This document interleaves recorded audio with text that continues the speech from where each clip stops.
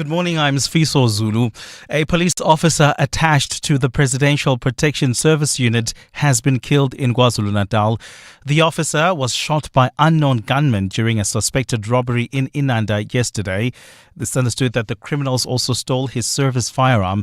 Nhlanhla Mabaso has more. EWN understands that the sergeant belonged to a unit responsible for the security planning and protection of head of states, including the president, deputy, and former leaders.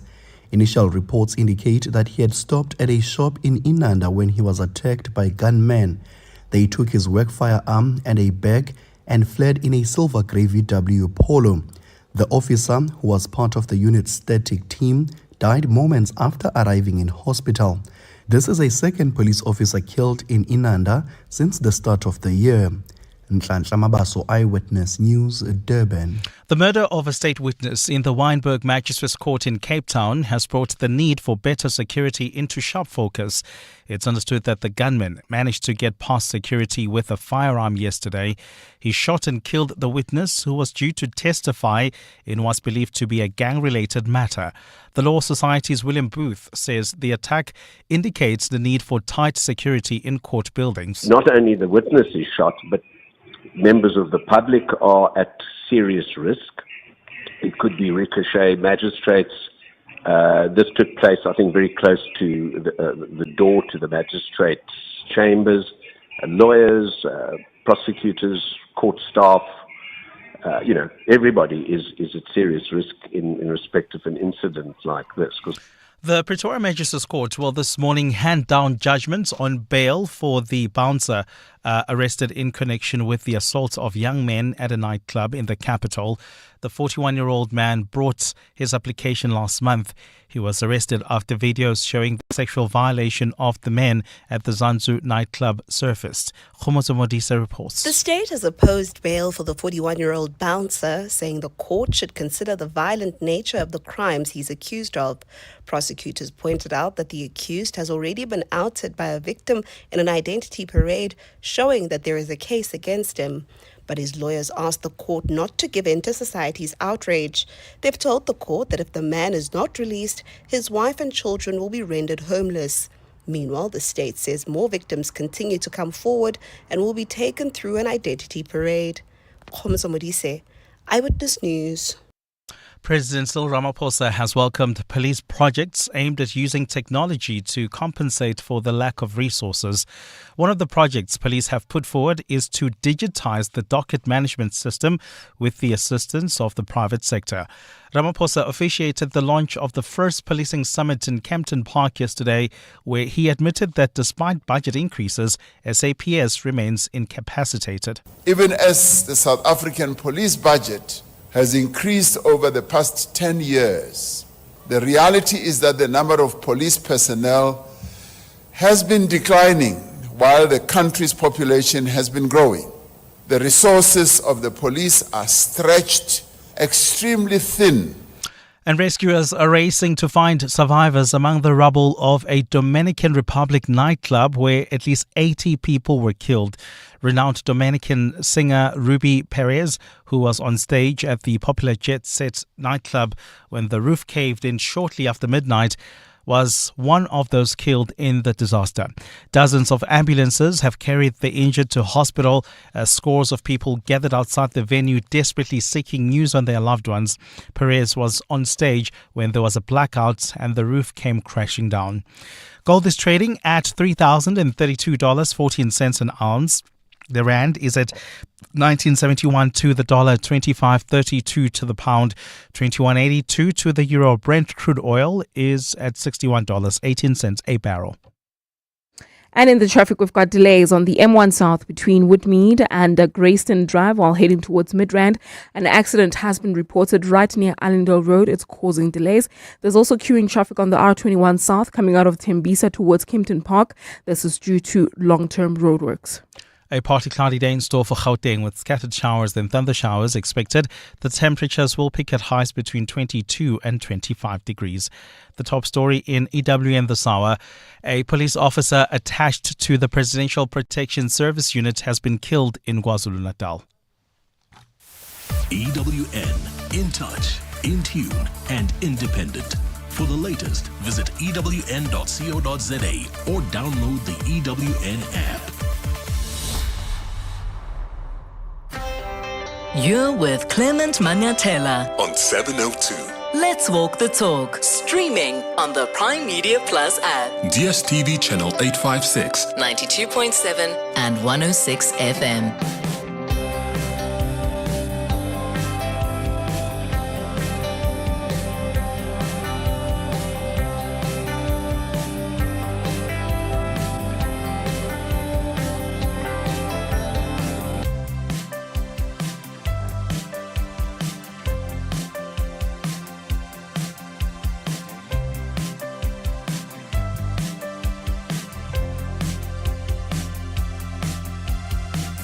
Six minutes after 9 o'clock. Dumelang, welcome to the Clement Manyathela Show on this 9th day of April. It's great to be in your company this morning. I hope you're good this morning. Hello, hello, hello.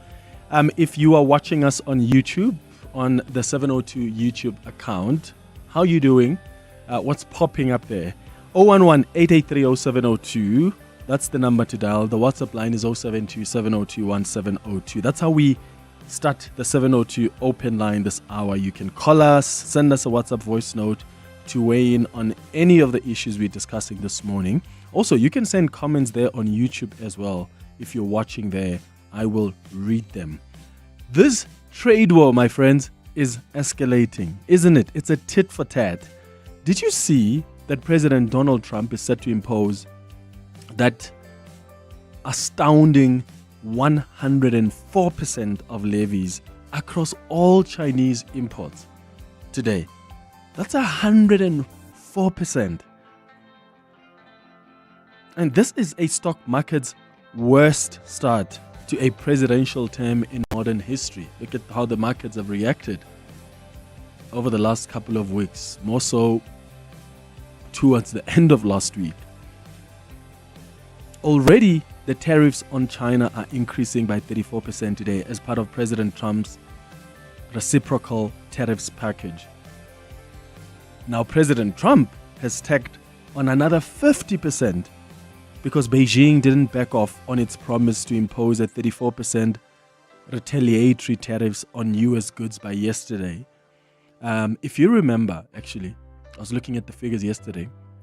China was actually America's second largest source of imports last year, shipping a total of $439 or so billion worth of goods to the US, and the US exported $144 billion worth of goods to China. So these tariffs are going to hurt, and they're going to hurt so much. Even the domestic industries. I mean, how do you even avoid layoffs at this stage? And I wonder if there's actually an understanding of the dire consequences of this trade war. I mean, and we often get told, because Trump has been trying to justify it, right? Tariffs, how we know, my basic understanding of tariffs is, yes, they generate revenue, they can shield local industries from foreign competition. Well, lately we've come to learn that they're actually used for diplomacy. But at some point, these tariffs were a major source of income even for a country like the US.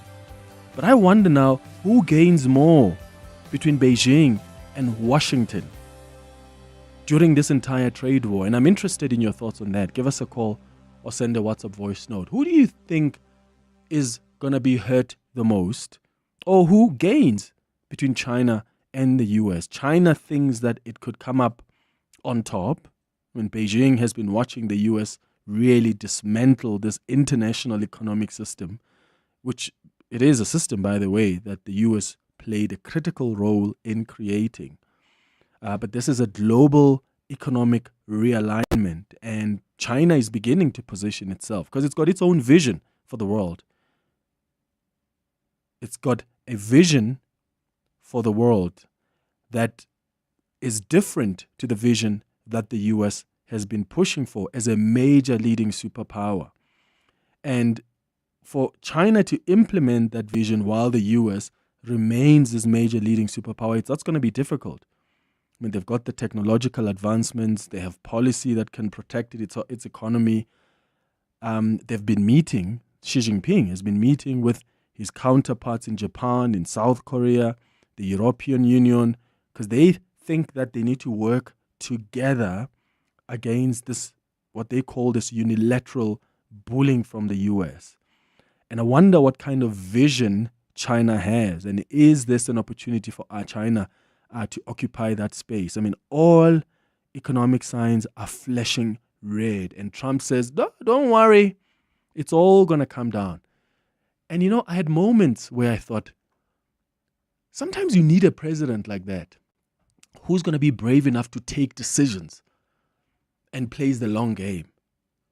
But sometimes a president can take the risk that affects so many people that by the time that there is some benefit in the long game, there's so much damage that's already been done.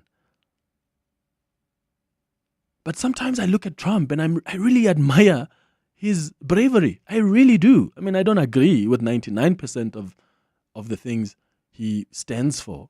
But sometimes I think for a man who leads a world economic superpower like that to just take these decisions and I don't care how the markets react. I mean, Elon Musk, some of you call him the co-president of the US. Elon Musk has lost 135 billion rand of his own wealth since the beginning of the year.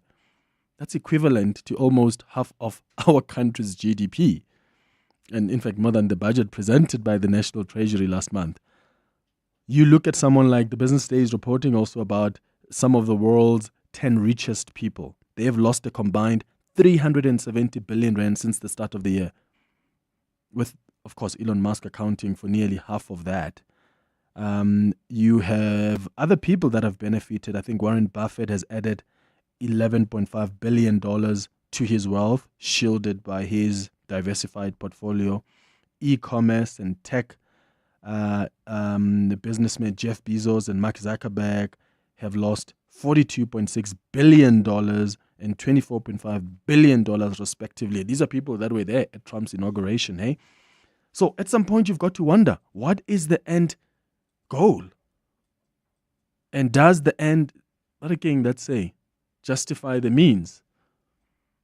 Let me know your thoughts on 011-883-0702. Between 10 and 11 o'clock, we're going to have a conversation with award-winning and internationally acclaimed jazz artist Nduduzo Makhathini. We've had him on the show on our Hanging Out feature not so long ago, and we promised that would bring him back for a conversation about music. He is a music scholar. What do they call them? Musicologists. He holds a PhD from Stellenbosch University. He also teaches music. So we're going to talk about music today. I mean, he has a unique and fascinating understanding of music, and I want us to explore his philosophy around music some more. That's between 10 and 11 o'clock. At 11 o'clock, we're going to do our Listener's Choice feature. Today, we're discussing the bracket creep. It's essentially increased tax liability that results from a rise in income or incomes. So one of our listeners has asked that we bring an expert who can explain how some taxpayers will be affected by this following the finance minister's tabling of the budget. Remember, the tax bracket was not adjusted for inflation in the budget. It wasn't, which is worrying because without inflation adjustments to tax brackets, many South Africans will be paying more income tax despite no real increase in their spending power. That's why, in fact, some economists call that taxation through inflation. So if you've received a salary increase or due for a salary increase this year, your take home could become less due to the proposal by Treasury not to adjust personal income tax for inflation. And some people who get a small increase may end up on this higher tax bracket. You are paying more tax than you would otherwise have. And I've heard some people saying they've already picked this up already. So that's what we're going to talk about on our Listener's Choice feature at 11 o'clock. And then we're going to wrap up the show at 11:30 with the Sharing Space. That's the show coming up over the next 3 hours. Clement Manyathela, streaming on the Prime Media Plus app. DSTV channel 856, 92.7 and 106 FM. Good morning, Clement. When it comes to Donald Trump's trade war, I love Trump. You know, Trump just disturbs the world order. creates chaos. This is like, for me, I love his presidency. The USA chose him as their president. This is exactly what they wanted. So I don't know why the world is shocked. I mean, he said it in his campaign that he's going to come down hard on all the countries that he feels that have been taking advantage of the USA. So I'm just observing. We're here for the ride. Eddie from Centurion. Good morning. I trust you well. You know, Trump doesn't want to adhere to any international relations laws or trade laws. So he must be left alone.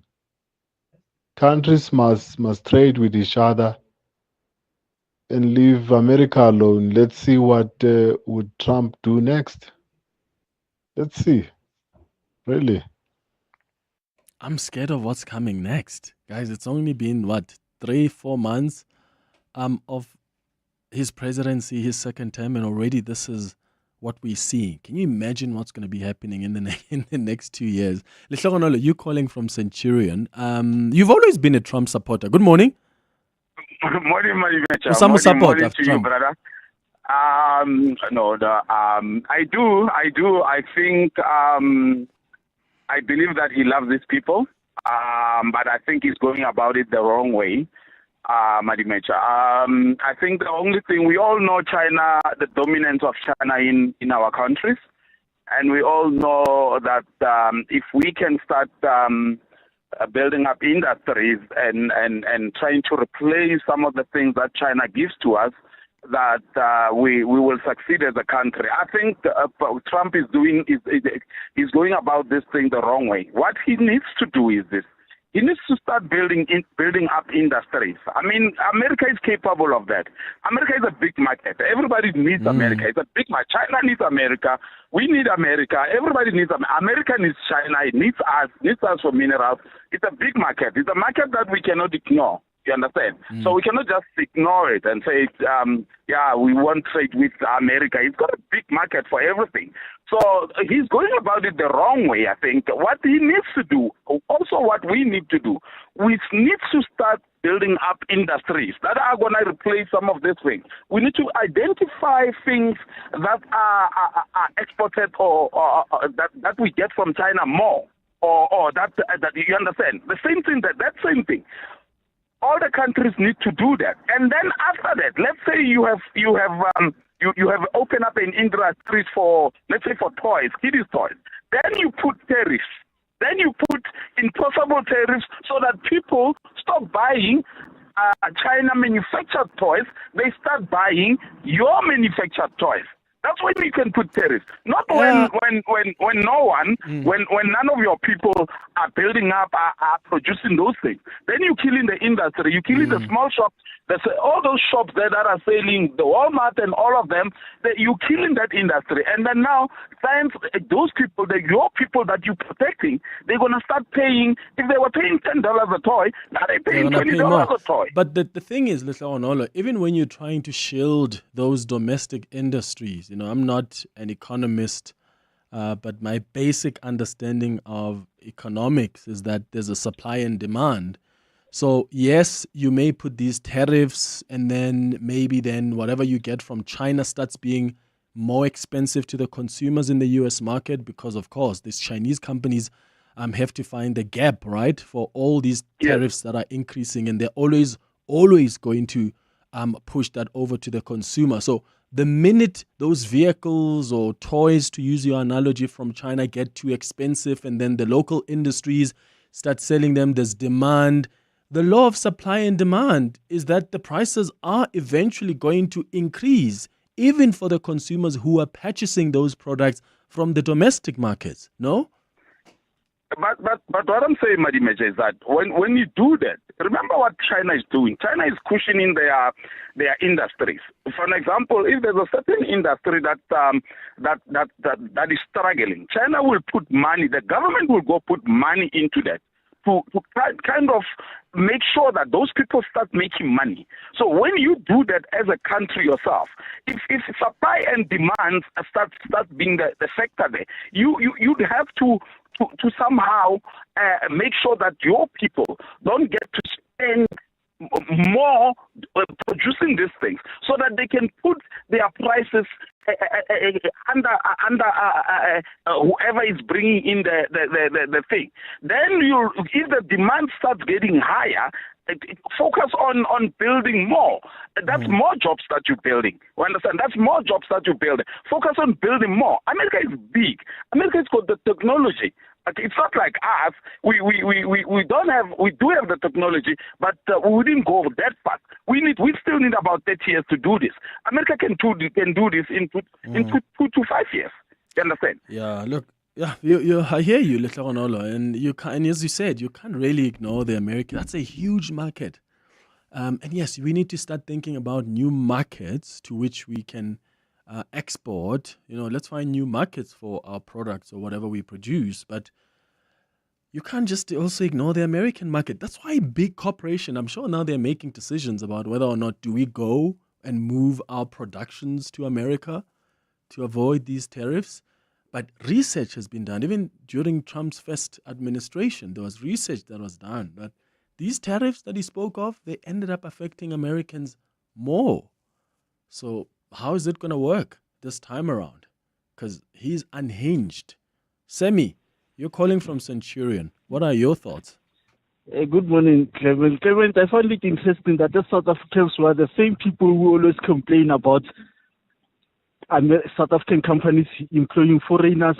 We're complaining about our textile industry being destroyed by Chinese imports. But some people, South Africans, are going to criticize Trump on what he's doing.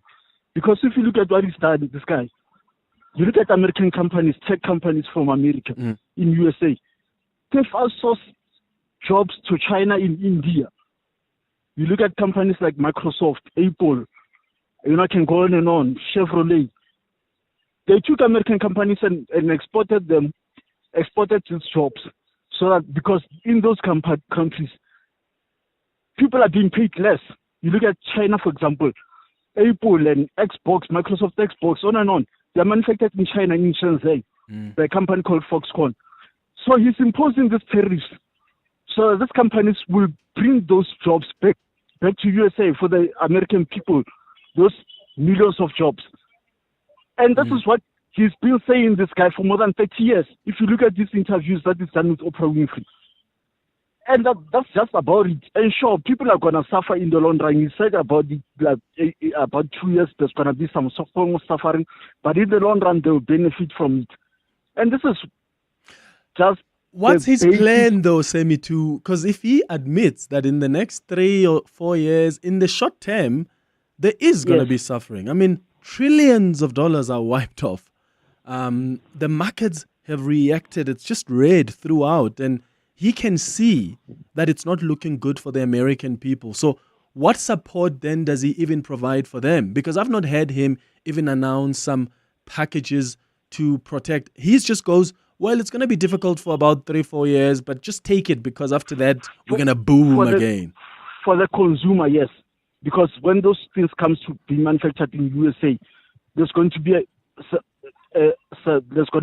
expensive because when they're manufactured in China and other countries, they become cheap. But when they're manufactured in USA, they become expensive. You look at, for example, Apple.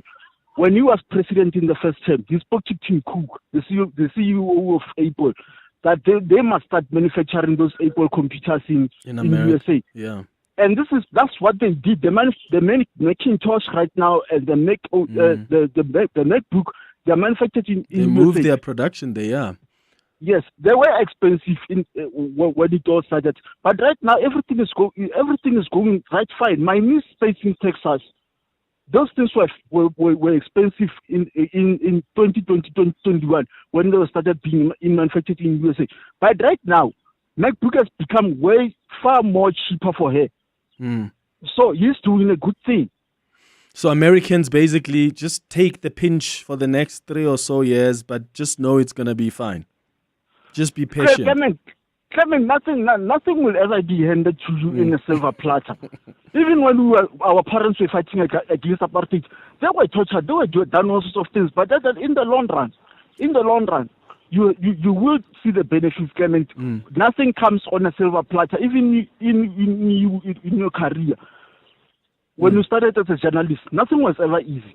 Okay. Nothing was ever easy. So in the long run, American people will benefit. Do you not think, Sammy, just the last one quickly, do you not think that he's also a bit emotional in these, because he also brings in retaliatory tariffs. So he says, here's a 34% on you, China, and then China says, okay, we're going to retaliate, and says, if you dare retaliate, I'm adding another 50. I mean, where is it going to get to now? Because we're sitting on, 104% now in tariffs on all Chinese goods.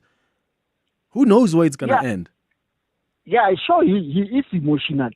And some people might think he's irrational and he's just acting on like a wild animal. But in the long run, American people will see that actually this guy has saved that he's brought a lot of jobs back home. Why is it that American companies are manufacturing the stuff in India, in China, in Canada, when Americans can do this job? Okay, Sammy in Centurion, thank you. Great contribution there. I really appreciate your call. Let's go to, is it Kobe in Edenvale? Kobe, what do you think? Yeah, Clem, I support what other guys have been saying. This man, we may not like the man, but what he's doing is saving his own economy and he's saving his own country. And absolutely, as you increase tariffs, things are going to get more expensive for importation, and then it's going to be manufactured locally. Yeah. And that's exactly what the whole idea is. Clement, I'm an old man. Let me tell you, my mother was a shop steward in the textile industry. The textile industry, after China started to export all their textiles to South Africa, our market is decimated. Ask the unions. My son did a master's degree on that, on the effect of cheap imports into this country. We speak about unemployment in our country. Go and check what's the reason for the unemployment. It's when cheap imports like China comes in, everything is manufactured in China, in this country, is brought into this country. I looked for a flag the other day, manufactured in China. I mean, are we Which saying flag? that we cannot manufacture a flag? Yeah, South African flag. Okay, manufactured in China. And Clem, the long and the short of it is this here. We have opened our economy for imports. And let's use China as an example. And listen, I'm a businessman my own self. There is paint. I'm in the paint industry. Paint is imported from China. We got manufacturing plants here in South Africa. Our government should levy heavy taxes on paint so that to protect our local economy. And this is exactly what Trump is doing. So I'm a businessman myself. I agree 100%. I don't like the man, but I tell you what, I like the policies of protecting your own. And this, at the end of the day, is what it is. Go and ask the unions in the textile industry what happened to our textile industry. It doesn't exist anymore. You know why? You can go and buy your suit for 500 rand, landed from China here in South Africa. Okay, let's ask the question, what happens then? Yes, prices are going to go up, absolutely. But when prices go up, you will buy local. I mean, it's as simple as that. And then supply and demand. I mean, the more there's demand, the local industries themselves are going to increase their prices. So then they're expensive again for the locals. I agree with you on that, but the market always corrects itself, Clement. The market will always correct itself. Yes, the market, we're seeing red on the markets this last couple of weeks. What happened over the last 2 days? The market in America corrected. The Dow Jones actually went up. So the markets will correct. See, in business, Clem, it's about knowing what it's about. You can have the worst policies, but when the market knows about the policies, they will correct. It will correct. And that's how the markets work. Kobe, thank you for your wonderful contribution. Kobe in Edenvale. Ria, you're in Honeydew. What do you think? Yes, hi. Look, I don't think Trump is brave or clever or like, I think people like his macho appeal, and that's what appeals to them. I think the man, as his daughter, who's a psychologist, said, he's a sociopath, he's a narcissist, and he's power hungry. And I think he is a Russian asset. People are saying that he's working with Putin. I think that he is that, and I think that's why he wants to destroy Western hegemony. And what's in it for him, Doria? If we were to believe that, what's in it for him to destroy America as a superpower or Western hegemony, to use your words? Yeah. Well, I don't know. Maybe he's so indebted or so in cahoots with Russia that maybe together they're planning to, I don't know, to rule the world.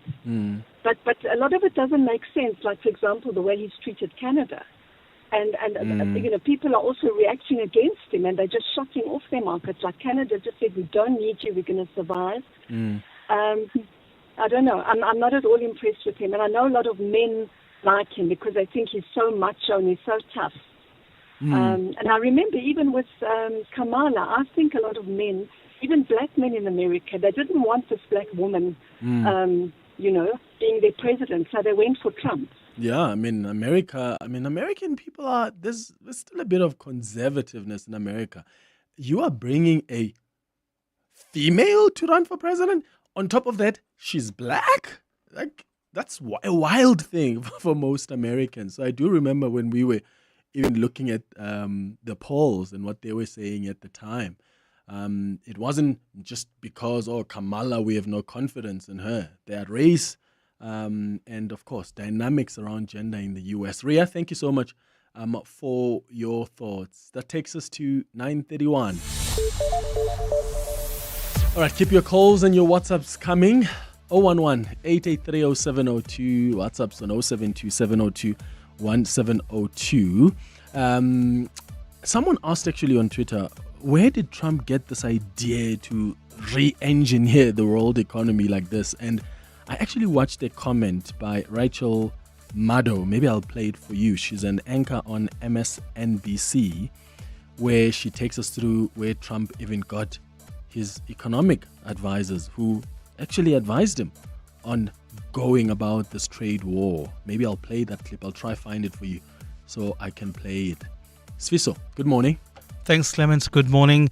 In the headlines, Parliament's Police Portfolio Committee says the killing of a presidential bodyguard in KwaZulu-Natal points to an onslaught on law enforcement officials.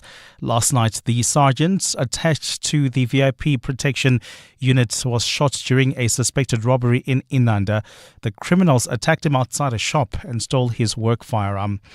Rape-accused Pastor Stephen Zondo will make his case this morning on why the judge presiding over his matter should recuse himself. Zondo is accused of the rape and sexual assault of some of his congregants and staff at his church. He denies the allegation and will be making his case today. And equities and oil have tumbled after Donald Trump ramped up his trade war by hitting China with tariffs of more than 100% and sweeping measures against the United States. Dozens of partners came into effect. After a brief respite yesterday from the panic selling at the start of the week, investors are once again scurrying for the hills amid fears that the US president's hammer blow to global commerce will plunge the world into a recession. Those are the headlines. This EWN and more at 10 or as it happens. EWN Traffic. Leaving Woodmead, heading towards Sandton, there's slow-moving traffic on the M1 southbound. That's between the Batlu interchange and Ethel Oakland. Also, if you're in the Midrand area, leaving Sunning Hill, heading towards Midrand, slow-moving traffic on the N1 northbound. That's between the Batlu interchange and Allendale. In Bryanston, the traffic is a bit sluggish on the N1 southbound between Rivonia Road and Winnie Mandela Drive. Also, in the Benoni area, expect some delays on Atlas Road. This is approaching Main Reef Road. Otherwise, things have settled down pretty nicely. Just look out for faulty traffic lights in the city of Tshwane. This is in Groenkloof at Christina de Wet and Euphus. Traffic lights also not working in Centurion at Rooihuiskraal and Eitzig. If you come across any other traffic issues, please SMS us on 31702. We are also on X at EWN Traffic. There's more EWN on air, online, and on the EWN app. Africa Milani. Weekday mornings. 4 to 6. There's a concern that the 500 million rand fund is not enough given the number of qualifying spaza shops. This is just a start. The aim is really to increase our footprint. Definitely the money is likely going to be smaller, especially looking at the market. However, we are determined in terms of making sure that we are going to create innovative ways to sustain and also to increase the capacity of the fund. Mkela Fanisi speaking on behalf of the Minister for Trade, Industry and Competition, Minister Pakstau. Africa Milani. 4 to 6 on 702. Remember when we were rocking just one bike, dreaming big for our delivery business? Those days. Now we're here with a whole fleet of vans and trucks. That's why it's important to have the right partner in your corner. Of course, we owe to My Way Business Insurance. They've been our go-to for comprehensive cover, protecting our fleet while we deliver excellence. Talk about going from pedal power to horsepower. Move your business to My Way and get cover for your vans and trucks. Visit myway.co.za for a quote and do business your way. My Way is a licensed non-life insurer and FSP. T's and C's apply. So we did a thing, a full commitment kind of thing. We've partnered with Sixt to bring worldwide to your doorstep. So you see how that's a serious thing, because that's what you deserve. We know you're the GOAT, so premium it is. Premium service, premium vehicles, premium you, premium us. Sani Sixt is all about adding extra to ordinary. Extra reach, extra countries, so you can be extra premium worldwide. Be the greatest of all time and rent Sani Sixt. Hi, I'm Lewis Hamilton. Victory demands everything, but the journey is never solo. My team carves the way, data and innovation are my compass. This is how today's champions are made. Drive your success and trade like a champion. CFI, a global leading broker now in South Africa. Access over 15,000 instruments, advanced trading tools, 24/7 support, and superior trading services. Visit cfi.trade today. CFI Financial is an authorized financial services provider. CFI, empower yourself. 702 was in conversation with Altron, celebrating 60 years of solving real-world problems and discussing their plans to rebuild and re-energize Johannesburg through partnership and collaboration. So our business is really what we call a platform and an IT services business. And what we do for our customers essentially is we use technology either on our platforms or in a bespoke way, working with our customers to really help to operate their digital infrastructure, to optimize their digital infrastructure, and really to transform their digital infrastructure. And within this business, we've got a number of businesses. Netstar, probably one that you might be familiar with, which is really actually celebrated its 30 years. Visit Altron.com for more info. Altron, a technology industry leader since 1965. Your voice. Your station. Your open line. Walk the talk with Clement Manyathela on 702. It's 22 minutes before 10 o'clock. I want to go straight to your calls on 011-883-0702. We are taking your WhatsApps on 072-702-1702. All economic signs are flashing red. China, from today. If you have seen yesterday, well, a couple of days ago, Donald Trump announced that he's set to impose an astounding 104% in levies across all Chinese imports today. That's 104%. Already China was seeing tariffs increase by 34% as of today as part of President Trump's reciprocal tariffs package. China fired back and said, well, we're going to bring in some retaliatory tariffs on U.S. goods. They did that by yesterday, and Trump has now added another 50% because Beijing didn't back off from its promise to impose those 34% retaliatory tariffs. And I've been asking, who stands to win here? Who stands to lose even more between Washington, D.C. and Beijing? And this realignment, because China has its own vision of the international economic system. Is this an opportunity for China to come through here? Because I don't think they'll be able to, because they're watching the U.S. president basically dismantle this system. And the U.S. has played a critical role after World War II in creating the system. But it's a global economic realignment, and China has its own vision. I wonder where this trade war is going to lead us.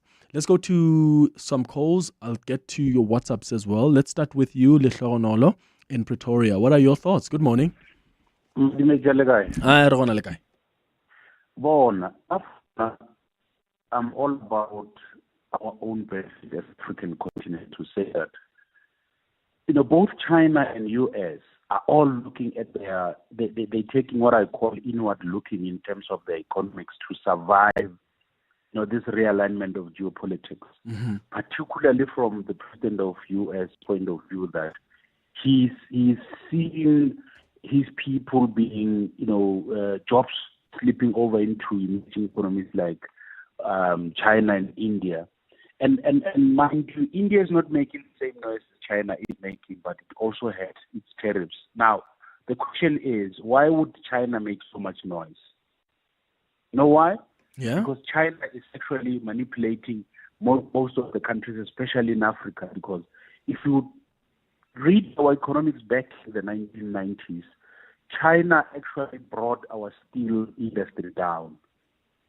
Right now, I'm reading the president's speech from Forum on Africa, China-Africa Cooperation last year, wherein he himself conceded that our bilateral with China is actually deficits in favor of China.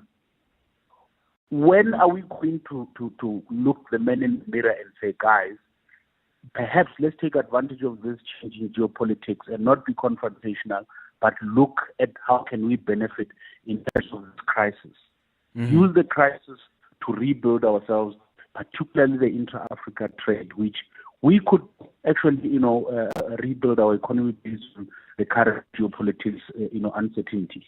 Markets are going to react the way they do because markets are about certainty. If you bring uncertainty, they're going to panic. Many fund managers are currently panicking, but they will ultimately see the value in what Trump is trying to rebuild, because his is based on what we call tough politics. But for me, I'm just interested in us taking this moment as a continent to say, guys, it's about time that we build ourselves.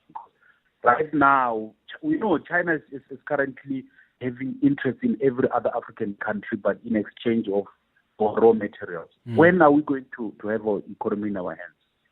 How do you think we should do that, Lehlonolo? Especially now, do you think we should also take Trump's approach with these universal tariffs, or are there specific countries you think we need to target?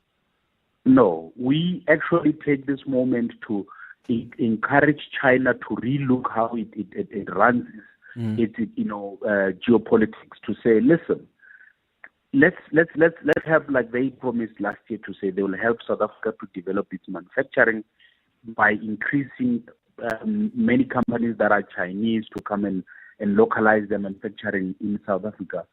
We need to elevate that message even further to say, guys, we don't want to shift goalposts. Where is those investments? Please help us to build our manufacturing. In as much as we see that you're fighting America, we are on your side, but we have, we are on a panic mode as a continent. Yeah. Lehlonolo in Pretoria, thank you for your thoughts. Rian, you are in Johannesburg. Good morning. Yeah. Good morning, Clement. Well on you. Clement, there's a million moving parts. I honestly don't have all of the answers. This is once in a lifetime situation. I just ask myself the question, what would be worse? A little bit of short-term pain on the markets and America trying to bring down their debt in whichever way they see fit on the one side, or would it be worse if America defaults on their debt on the other side? Now, if America defaults on their debt, that will be contagion across the planet instantaneously. And I think that's, for me, in my own personal opinion, I'm looking at which is the worst of the two here. Because if America does default on their debt, if they cannot make payments on their bonds and they cannot refinance it, that will create an instantaneous problem. I mean, Japan immediately will tank. Immediately. Yeah. Massive issue there. I do remember even reading on Reuters, I think it was, last month, that the analysts were projecting that the U.S. could actually face that default risk as soon as July. Exactly. So that default is actually much worse than a few moves on the market here at the moment, which is, people speculating, et cetera, et cetera. And just another point that I would like to make, this lower oil price actually helps, the reduction of inflation. And I'm not an expert, but, it also might sort out, the issue with the war in Russia in terms of that the oil price is down. Russians need a higher oil price as well. But I don't know what's going on there, but I'm just saying the reduction in the oil price does help a bit of the inflation pressures that you might find short term, because the reduction in the oil price obviously brings down goods, chemicals, ethylenes, propylenes, fuels, all of those kind of things. So for me, it's which one is the worst? If America defaults, now we've got a whole new set of problems. Yeah. And I think for Donald Trump, it's not very difficult. When your household is in debt, you have to make decisions. It's not very difficult. Donald looks at it, says with $36.5 trillion in debt, something needs to happen. We cannot continue down this path. So I think his hand is forced to some degree. So I think those are the questions that one needs to answer and ask and answer. And then I did speak to the lady. She said it was handled. When prices go up locally because you don't have imports, your prices might go up locally in America or in the USA because of the cheaper imports don't come in. But when the prices go up and you are not importing, that creates a position for other companies to also open up factories. So instead of having 2 factories in America producing a product, you will now have 5 or 6 or 7, and they will start competing with each other. Yeah, and that's what Donald Trump said, even on Liberation Day, is that we're bringing manufacturing back to America. We want companies to really start coming up and bring about jobs for the American people. Stephen, you are in Alberton. Good morning. How are you, Clement? Sure. Go ahead.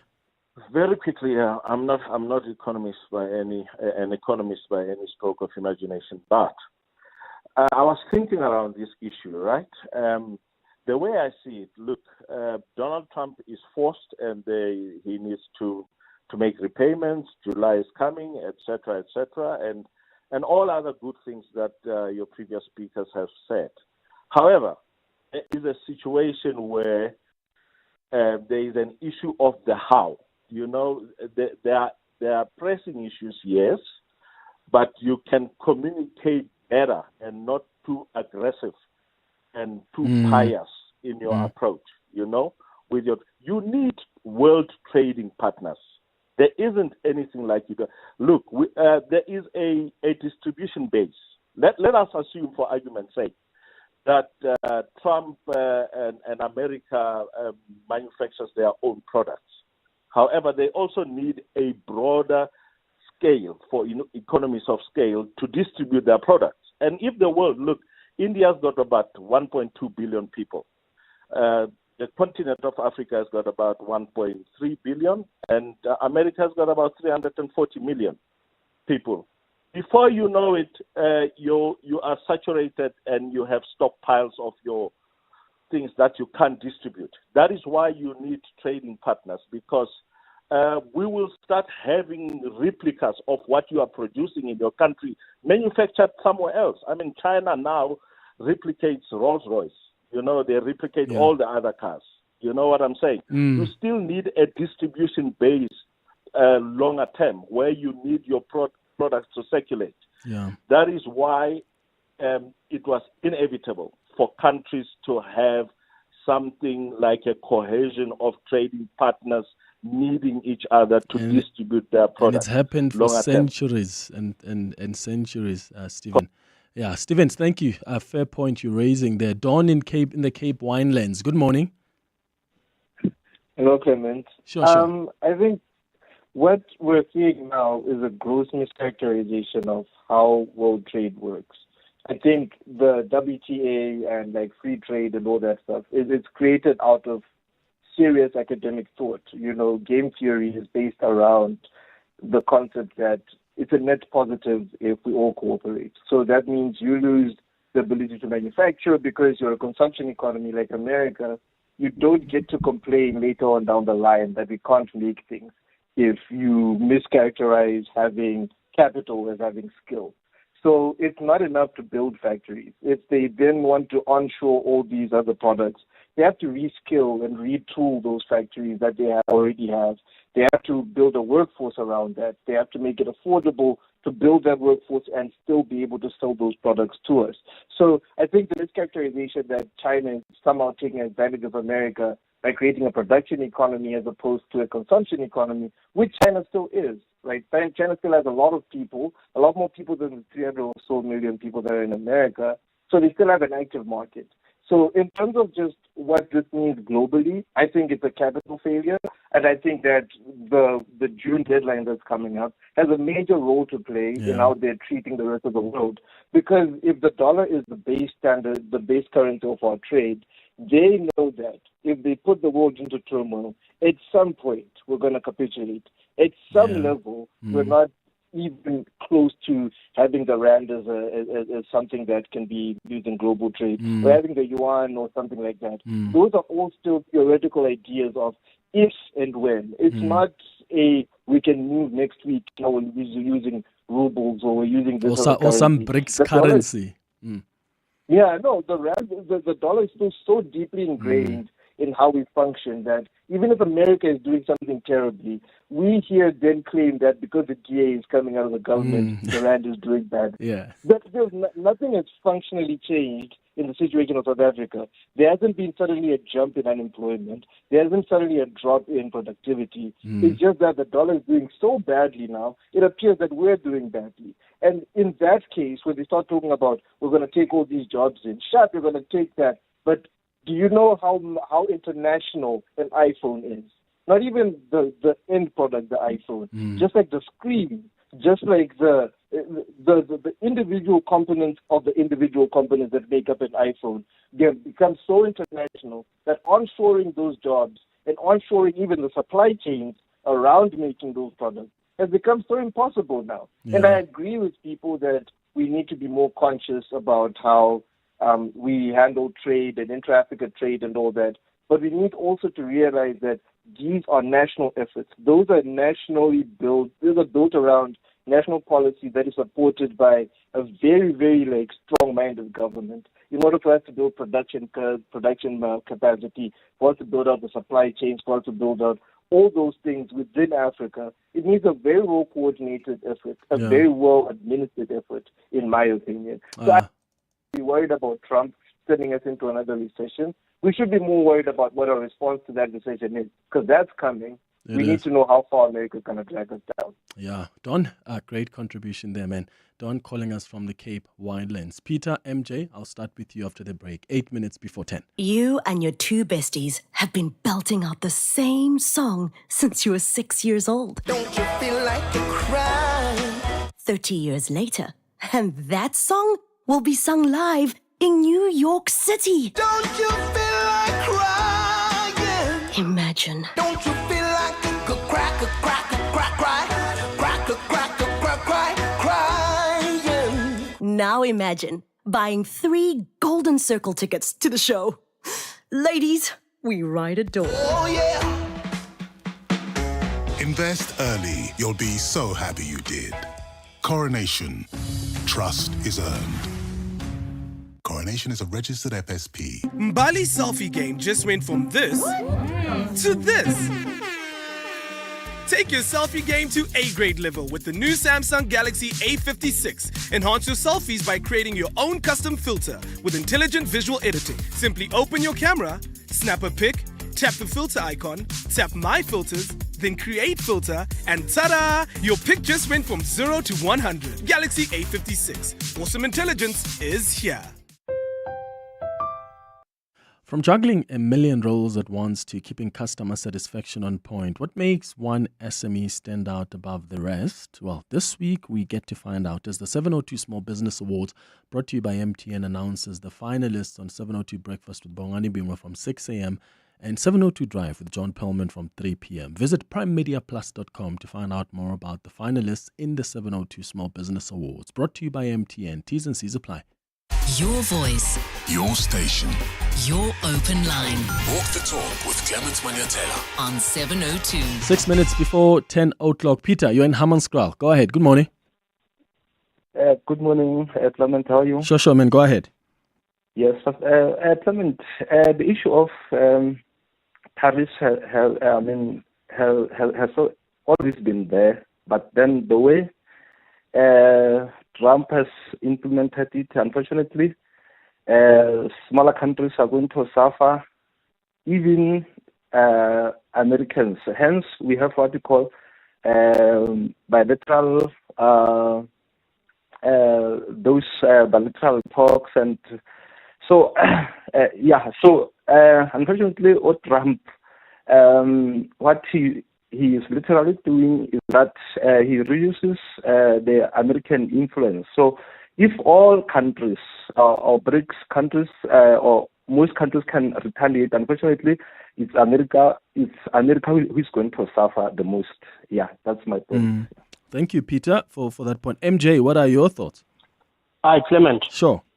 Look, I think you said something earlier, which I supported since last week. What people miss is that I heard some saying they support what Trump is doing and so forth. Look, it's fine. Somewhere there is truth in that, but the manner of approach. Clement, what Trump and his administration misses is that not everything can be manufactured in America. If let's say I'm a farmer in South Africa, I export citrus fruits to America.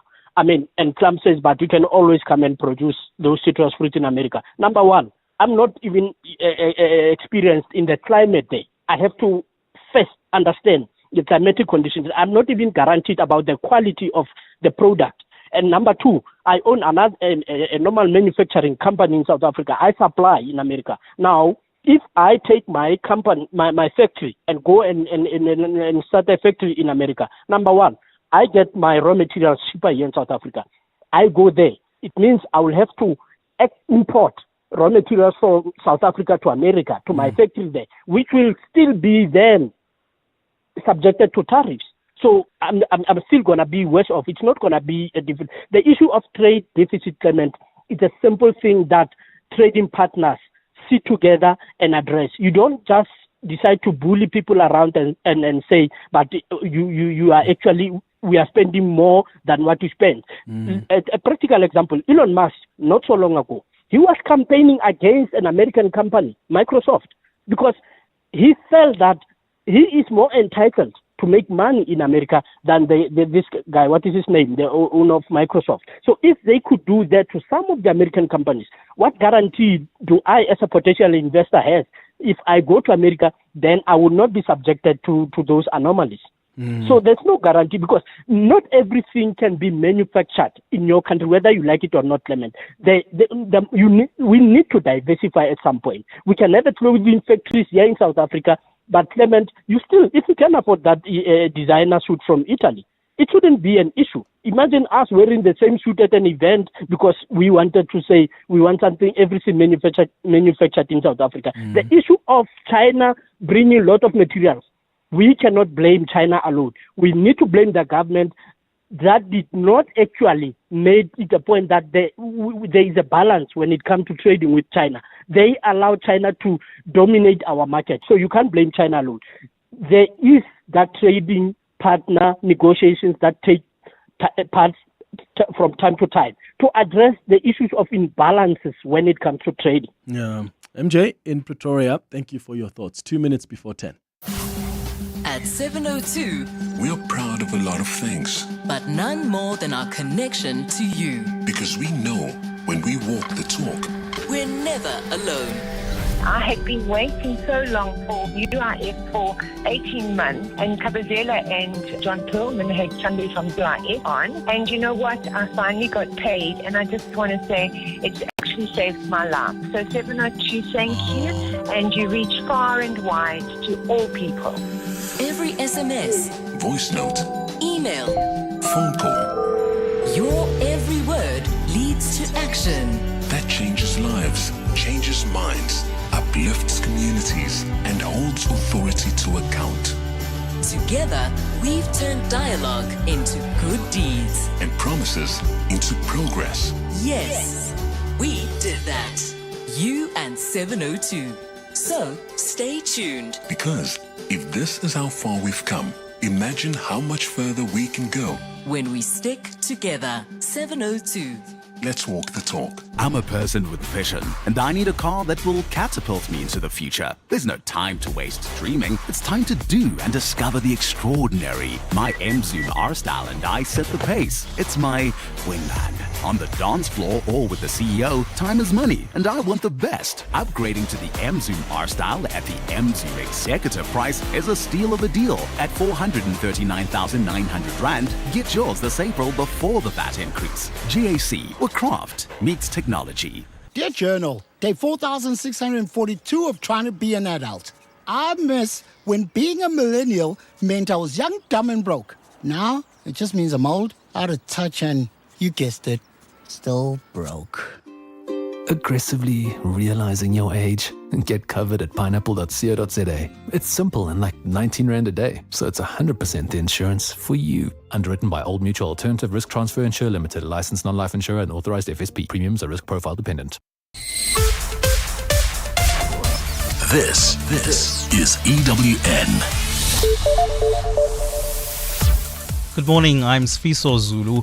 Parliament's Police Portfolio Committee says the killing of a presidential bodyguard in KwaZulu-Natal points to an onslaught on law enforcement officials.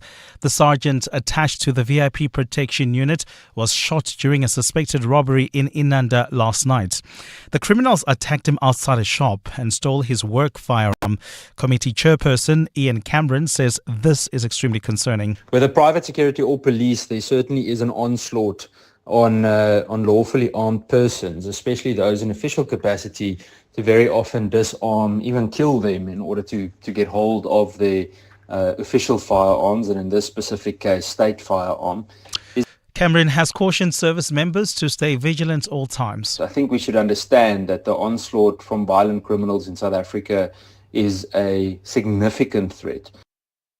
A meeting between governments and the taxi industry to find ways on how to resolve the growing violence is expected to take place today. About 30 people, including passengers, died in the past month because of attacks in the sector. 3 taxi marshals belonging to the Witwatersrand African Taxi Association were shot and killed in Mfulo, Soweto this week. The province has been gripped by years of taxi violence, which has seemingly made a return. Gauteng Transport Department's Lisiba Mpia says today's meeting will formulate a framework on how to regulate and transform the industry. We remain committed as a department to restoring calm and ensuring that the Gauteng transport system remains safe, reliable, and free from intimidation or violence. MEC further urged all stakeholders to cooperate fully to embrace peaceful dialogue as the only way to resolve conflicts. Rape-accused pastor Stephen Zondo will make his case this morning on why the judge presiding over his matter should recuse himself. Zondo is accused of the rape and sexual assault of some of his congregants and staff at his church. He denies the allegation and will be making his case. But before that, he wants a different judge to preside. Khomotso Madise has more. Archbishop of the Rivers of Living Waters Church, Stephen Zondo, brought a discharge application before Judge Papi Mosopa, which was dismissed. During his judgment, Mosopa said the evidence given so far is credible, reliable, and trustworthy. But Zondo's lawyer said he erred, as he should only comment on the quality of the evidence. Zondo believes Mosopa has already made a judgment against him. His lawyers will bring their recusal application this morning. Khomotso Modise, Eyewitness News. President Cyril Ramaphosa has welcomed police projects aimed at using technology to compensate for the lack of resources. One of the projects police have put forward is to digitize the docket management system with the assistance of the private sector.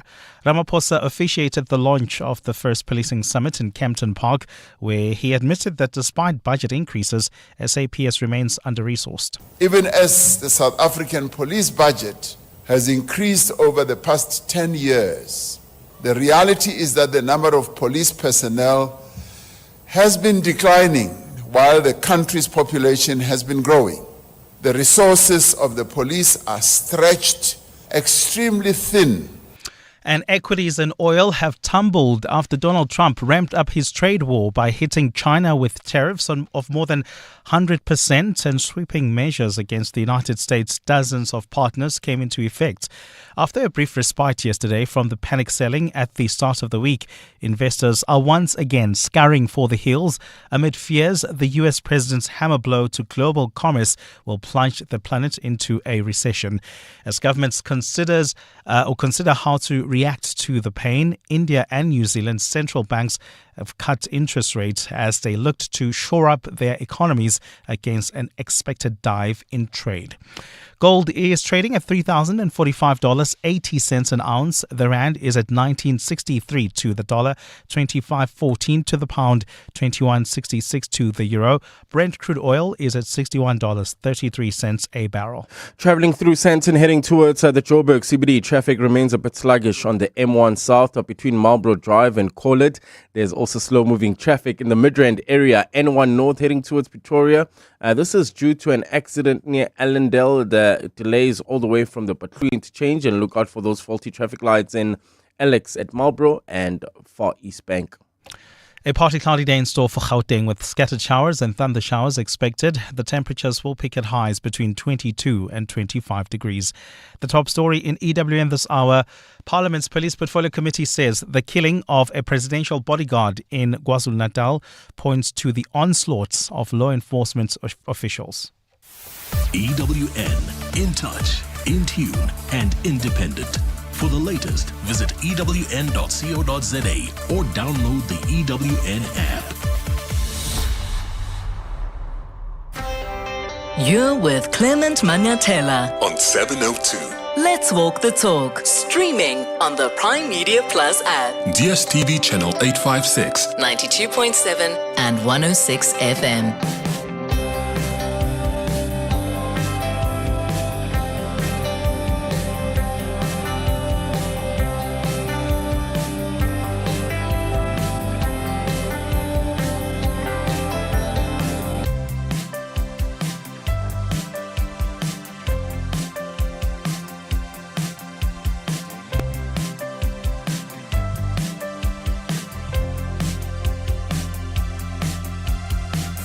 7 minutes after 10 o'clock. Dumelang, welcome to the second hour of the Clement Manyathela Show. Thank you for staying with us here on 702, and thank you for your brilliant contributions on the open line in the previous hour about what we're seeing on the market as a result of the announcement that was made on Liberation Day by US President Donald Trump. These universal tariffs and, of course, individual tariffs affecting specific countries.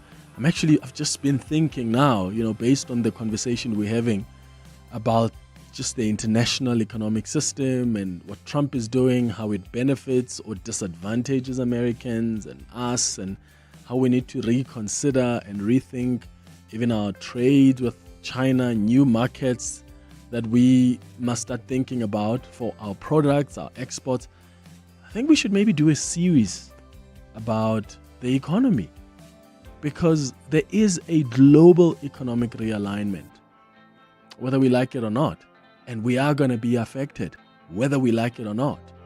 So maybe it'll help us to maybe do like a series, like maybe a 4-part or 5-part series that explains or looks at the latest in the global economic system, and we just bring it back home. How does it affect the continent? How does it affect this country as a developing country? That's something I'm thinking seriously about. I just want to take some time to play your WhatsApp voice notes, because we took lots of calls in the previous hour and not a lot of WhatsApp voice notes. So let's just wrap that all up now before we get into our next conversation. Hello, good morning, Clement. The people that are saying Trump is doing the right thing, I think they are very, very mistaken. First of all, no man is an island. No country is an island. America will want to export those, whatever they are manufacturing, to other countries. If America is treating the world the way it's treating other nations, who's going to buy from America? And the other thing, China is going to come out victorious because people want cheap stuff. They're going to buy from China. They're going to stop buying from America.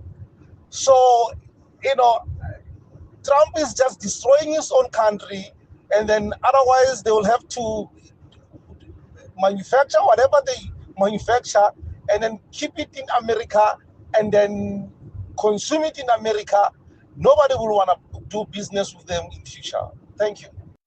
Morning, Clement.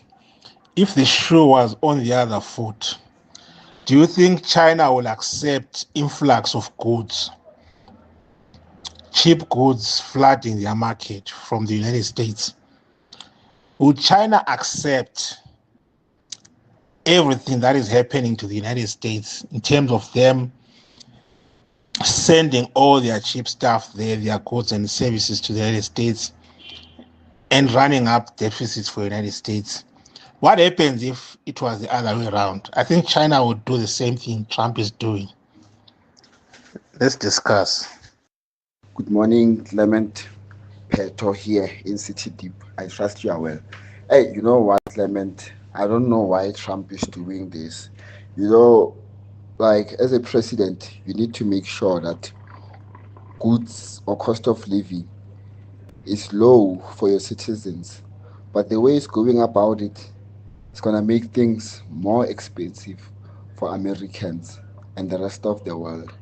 I don't know who's advising him. I thought as a businessman and as he's surrounded by a business mogul like Elon Musk, they were going to advise him wisely. And again, what he's doing is he's limiting preferences for his own citizens because he's forcing them to buy domestic products. So, you know what? Let's buckle up. Hi, Clement. Kgaogelo here. Look, Trump is trying to solve a problem that he doesn't have. He has virtually zero unemployment and is trying to bring back jobs. For who? Because he really doesn't have the people to do the work. So his agenda is to have adversaries and enemies, and he wants to be at war with somebody over something or the other. But to get jobs back doesn't make sense because he has a country with virtual zero unemployment. They sit on about 2 or 3% unemployment rate. Who's going to do all those jobs if he imports them back? You're with Clement Manyathela. 7:02. All right, it's 12 minutes now after 10 o'clock, and I'm happy to tell you that in studio with me, we've got the award-winning, internationally acclaimed jazz artist Nduduzo Makhathini. Remember, we had him on the show a couple of weeks ago on our Hanging Out feature, and we promised you that we'll bring him back for a conversation, just a broader conversation about music. He's a music scholar. Do you guys call you guys musicologists?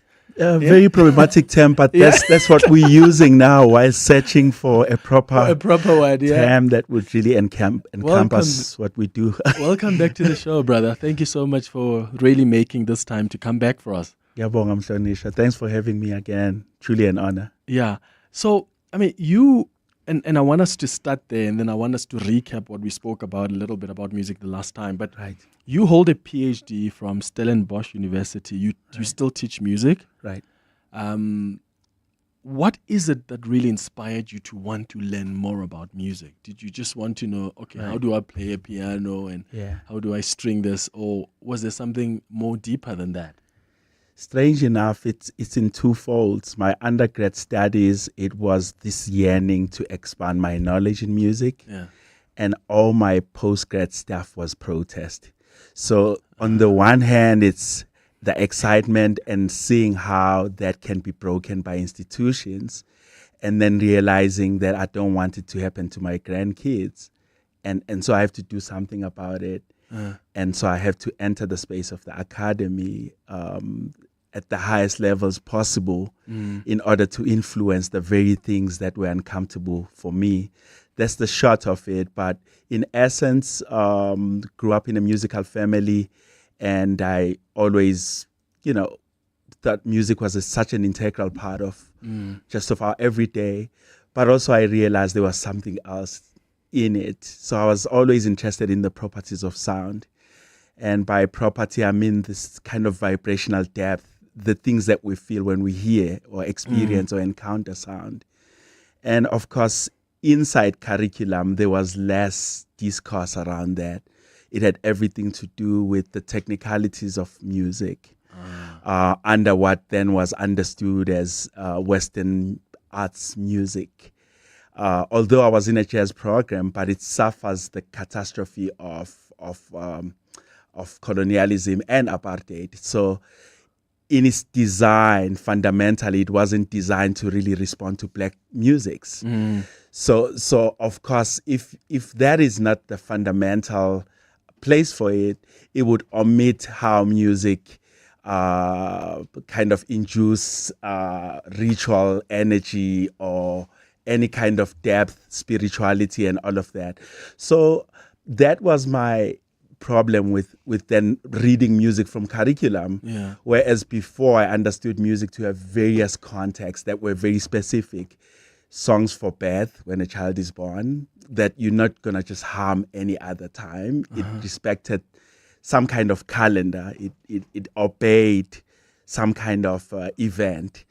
So similarly, you would have rain songs, for instance, when the elders, when there was a drought, people would go out and start singing these songs to call the rain.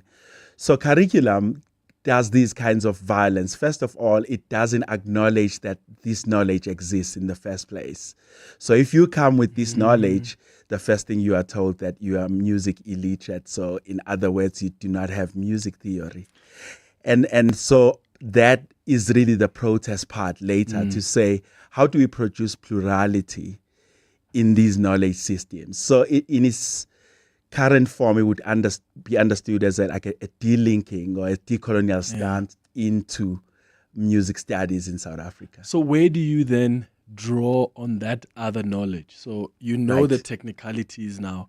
Right. Where do you draw in the knowledge that helps you blend right. your culture as an important part of this jazz artistry? Right. I think that is like intrinsic. So that is who I am. So it comes with me. And the very point is that the violence of curriculum does not open up space for those questions to be had. It is based on a uniformed presentation. So everyone should do the same thing. Everyone should sound the same. So it wouldn't really matter if you are from Tanin or you from Mdantsane or, all of these things wouldn't really matter. So this is what we are trying to bring forth to this knowledge system now, to say it should matter where you are when you're dealing with any sort of knowledge, whether it's music. So there's a sense in which the university becomes this gigantic thing that does not listen, that only speaks.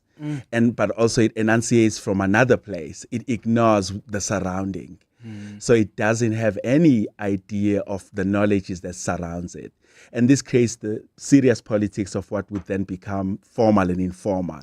So what you're asking me now would be deemed as informal knowledge. And so it is impossible to examine. It is impossible to peer review that. It is impossible to prove.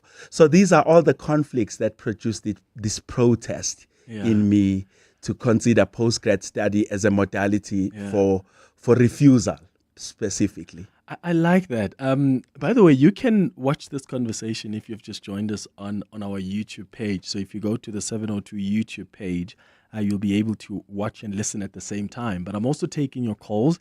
If you want to join this conversation about music, what is your thought, your understanding of music? What questions do you have about music? Nduduzo speaks about the properties of sound, what we hear, when we encounter sound and how that sometimes influences your emotions. Right. Do you ever reflect on things like that? And what do you come out to during or after that reflection? 011-883-0702.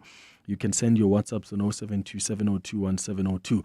As you're talking about protests, I'm just thinking, it's so interesting how when we protest something, we are invited to another realm of understanding things better and understanding ourselves better. Right. Because for you to look at the technicalities and say, yeah, sure, I get this, but there's more. There's definitely more. And when you protest that, you find out and you go after them more and you seek. Right. You find something that's truly fulfilling. Right. And I think that's the essence of this post-colonial project. Is really about finding this fulfillment and understanding that we enunciating on the other side of time where we've lost time, actually. And we need to recover this time that has been lost. And I mean, we speak today at the back of, I think, Rose Must Fall. I think it happened, 10 years ago on this day. And that was the very thing. It's like, how do we remove these memories that keep kind of hijacking our own kind of itineraries?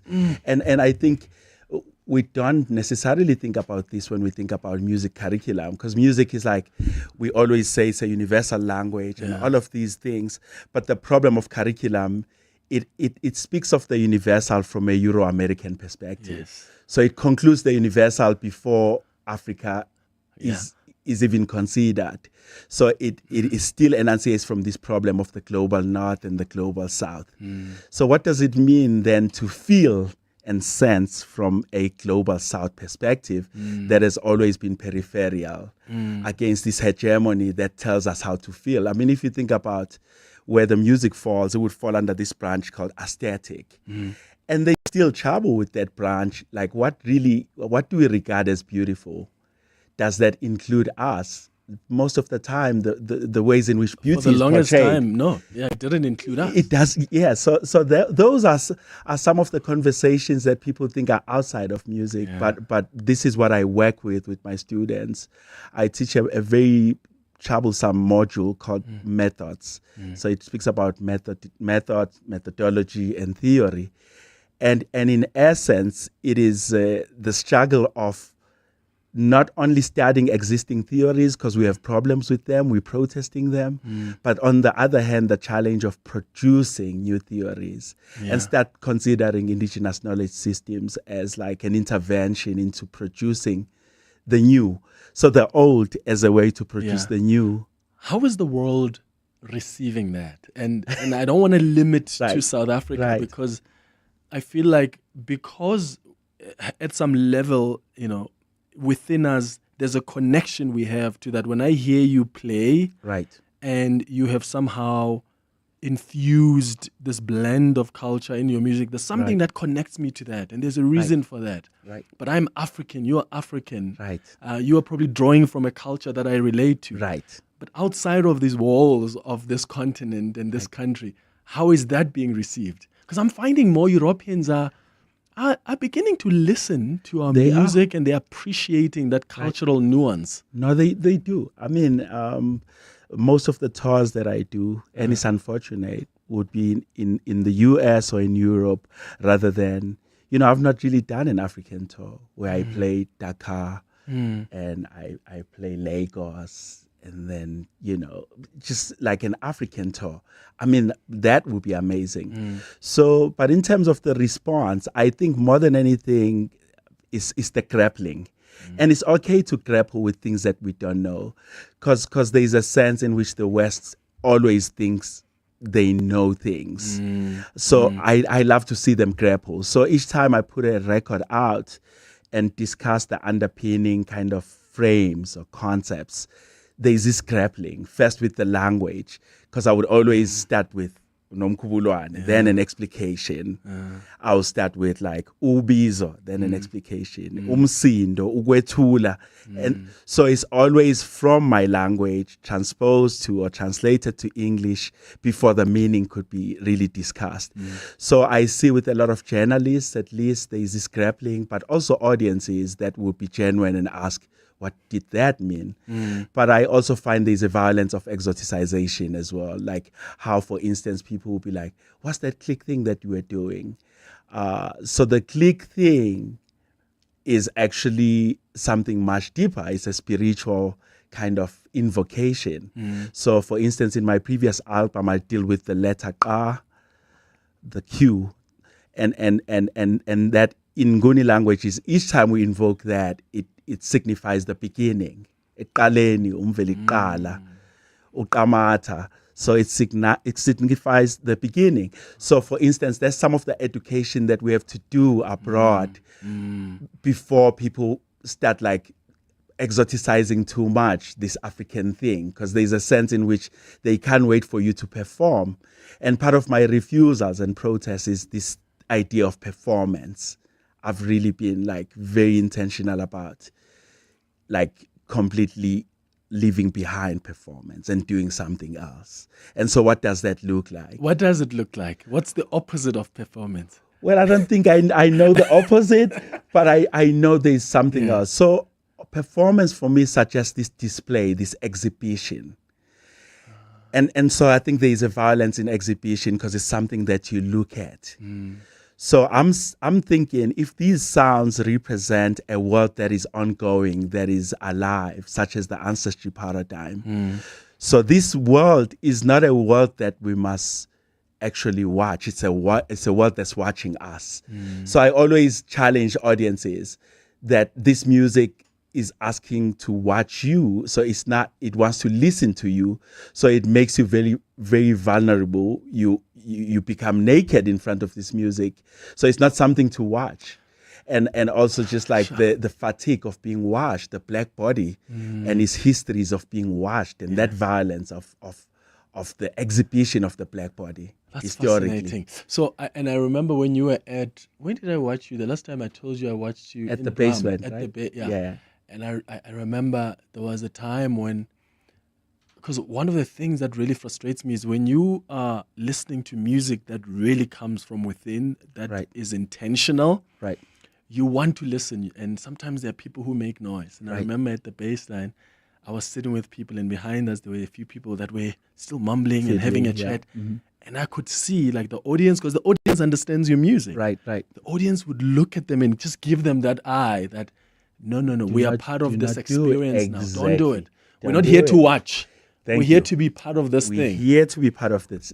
Precisely. It's a communal music. If anything, African music presents an invitation. That's what Babu Ramose says. He says it's this, an African jam, I'm paraphrasing. He says an African jam is this indeclinable invitation. He says you cannot, the African music does that to you. It invites you in. So in this way, it kind of transcends aesthetic. This idea of, a library or like an exhibition or where we go in and watch things. Things are jumping out in this music. So things come to us. Things are part of us. Things are inside of us. And the problem with performance is that it's structured. So you already go knowing that this is what I want to do. Isn't that restrictive then to someone who wants to open themselves up to an experience and to be led? Precisely, but that's the language. Yeah. I've been lately speaking a lot about this idea of a rehearsal. And there are connotations to notions of rehearsals. For instance, people think of a rehearsal as this moment that you utilize to acquire stuff or perfect particular practices in order to display again. So I'm challenging that notion. I'm suggesting that a rehearsal is a modality of emptying. So you do all of these things so much that you do not do them on the stage. It's like I want to do it so much at home because I definitely don't want to do it on stage. On the stage, like you say, I want to be guided. And there's a beautiful author from Zimbabwe that I forget that deals with this idea, what he calls guided mobility. I think his surname is Muvanga or Muvango. He talks about guided mobility as an ancient technology, that when people went to the wilderness, they had to have this guided mobility, this listening into the voices.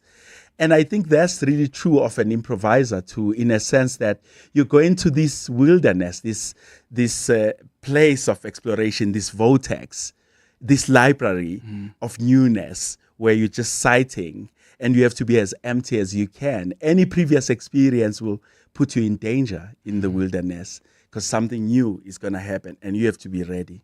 Sure. That is so fascinating, man. You always bring bombs like NJ.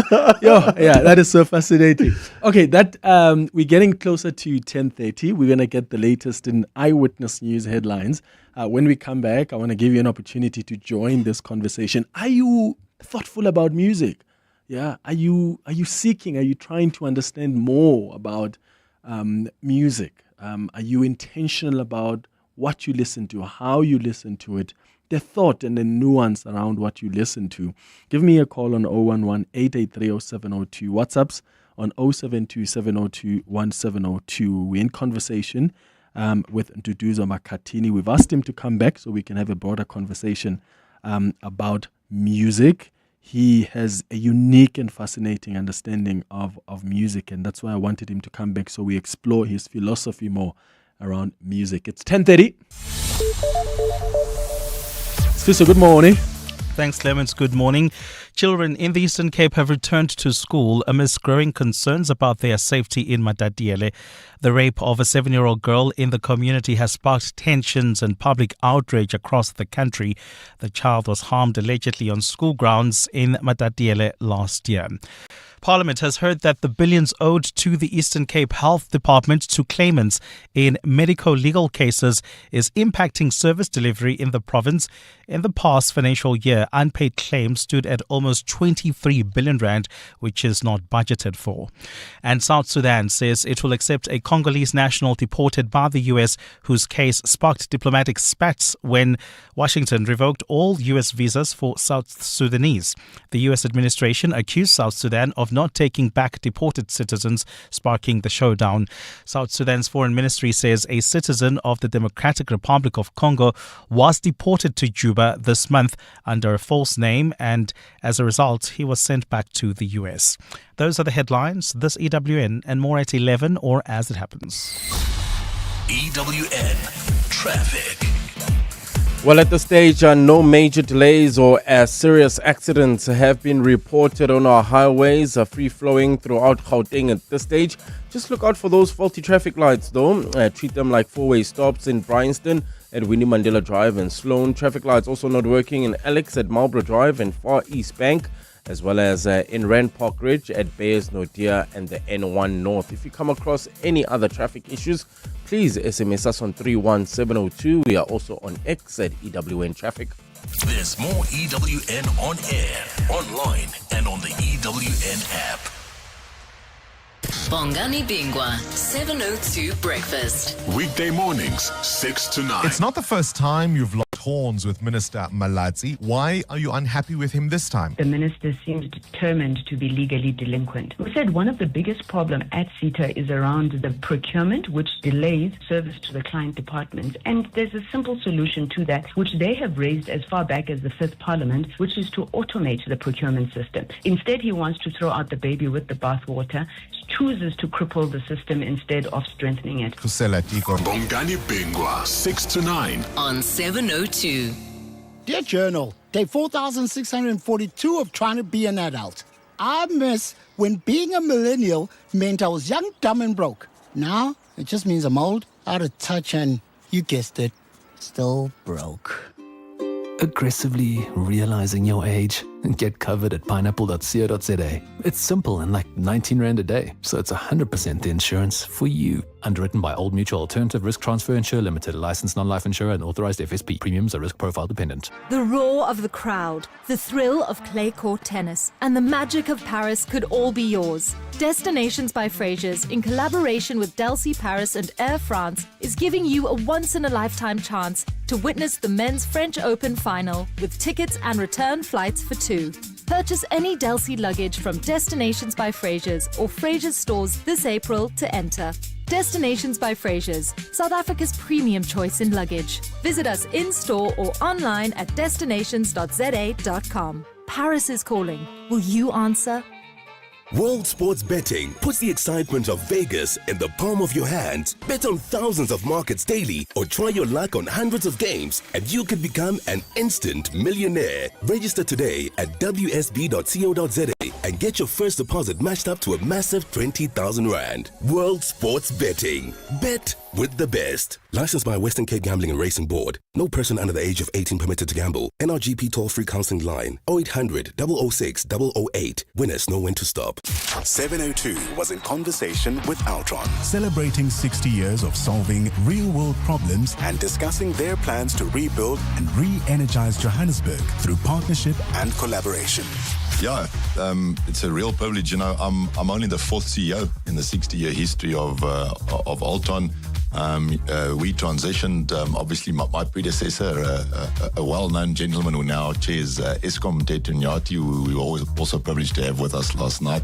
He really did that sort of professionalization of the business in 2017, moving from a family to the kind of business it is today. So I think it's really a great privilege for me to lead this business and to be part of this business that has stood, I guess, the ups and downs of both Joburg and the South African economy over the last 60 years. Visit altron.com for more info. Altron, a technology industry leader since 1965. Your voice. Your questions. Your morning radio with Clement Manyathela. This is 702. All right, 25 minutes now before 11 o'clock. We're having a broader conversation about music with award-winning and internationally acclaimed jazz artist Nduduzo Makhathini. This is someone who has studied the technicalities. He's a music scholar, but someone who has also sought knowledge, which he infuses in his music. So I want to take your calls on 011-883-0702. WhatsApps on 0727021702. I've got a few questions from you, from our listeners. And Nduduzo, we'll start with Moshere, who's got some thoughts, who's calling us from Pretoria West. Moshere, good morning.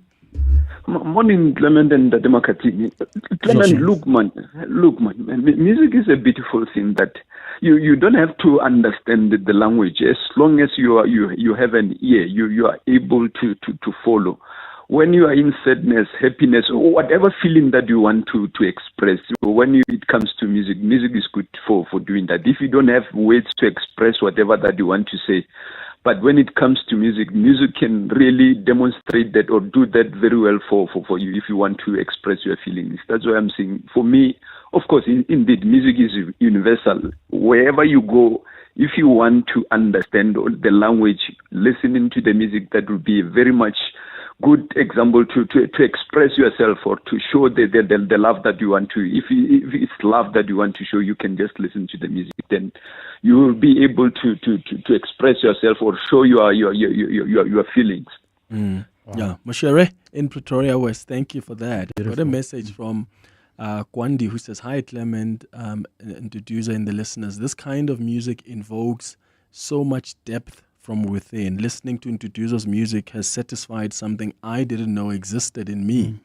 And I still get chills about that warmth, depth, thought, engagement. I can't get over Nomkumbulwani." Right. That's amazing. And then another one says, "Clement, thank you for bringing Dr. Makhathini back. It's actually mind-blowing, this kind of stuff that he is sharing with us."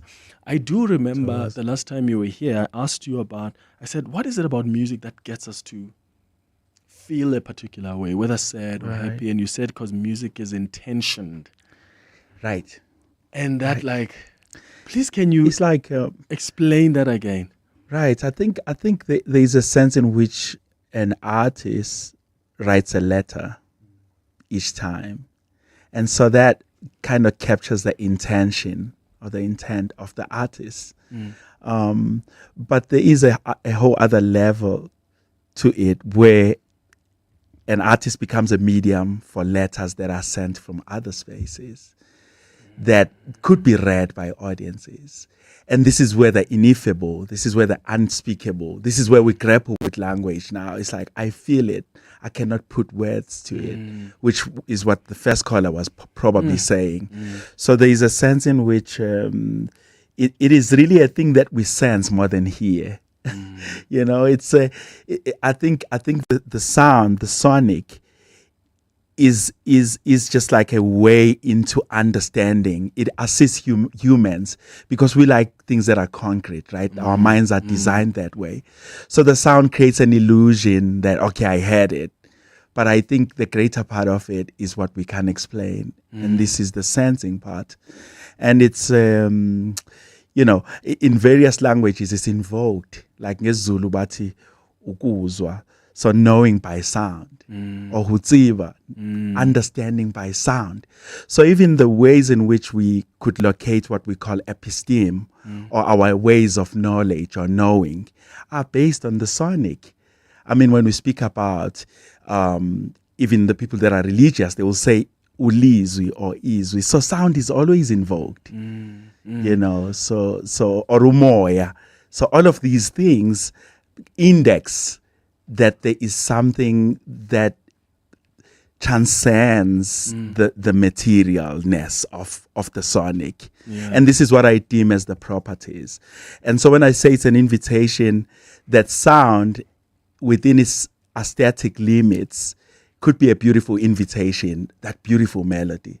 But I'm inviting us to go beyond that. Once we've entered that realm of beauty, I think then we should find ourselves. Yeah. So the best gigs for me, for instance, are the ones when people leave talking about themselves than talking about me. So when audiences will be like, man, when you played this song, it took me, this is what my grandmother or whatever, something. And that's something about them. That's what Kwandi is actually saying, that you've satisfied something she didn't know existed in her. But that's the point. The depth of engagement. Right. Like that. Right.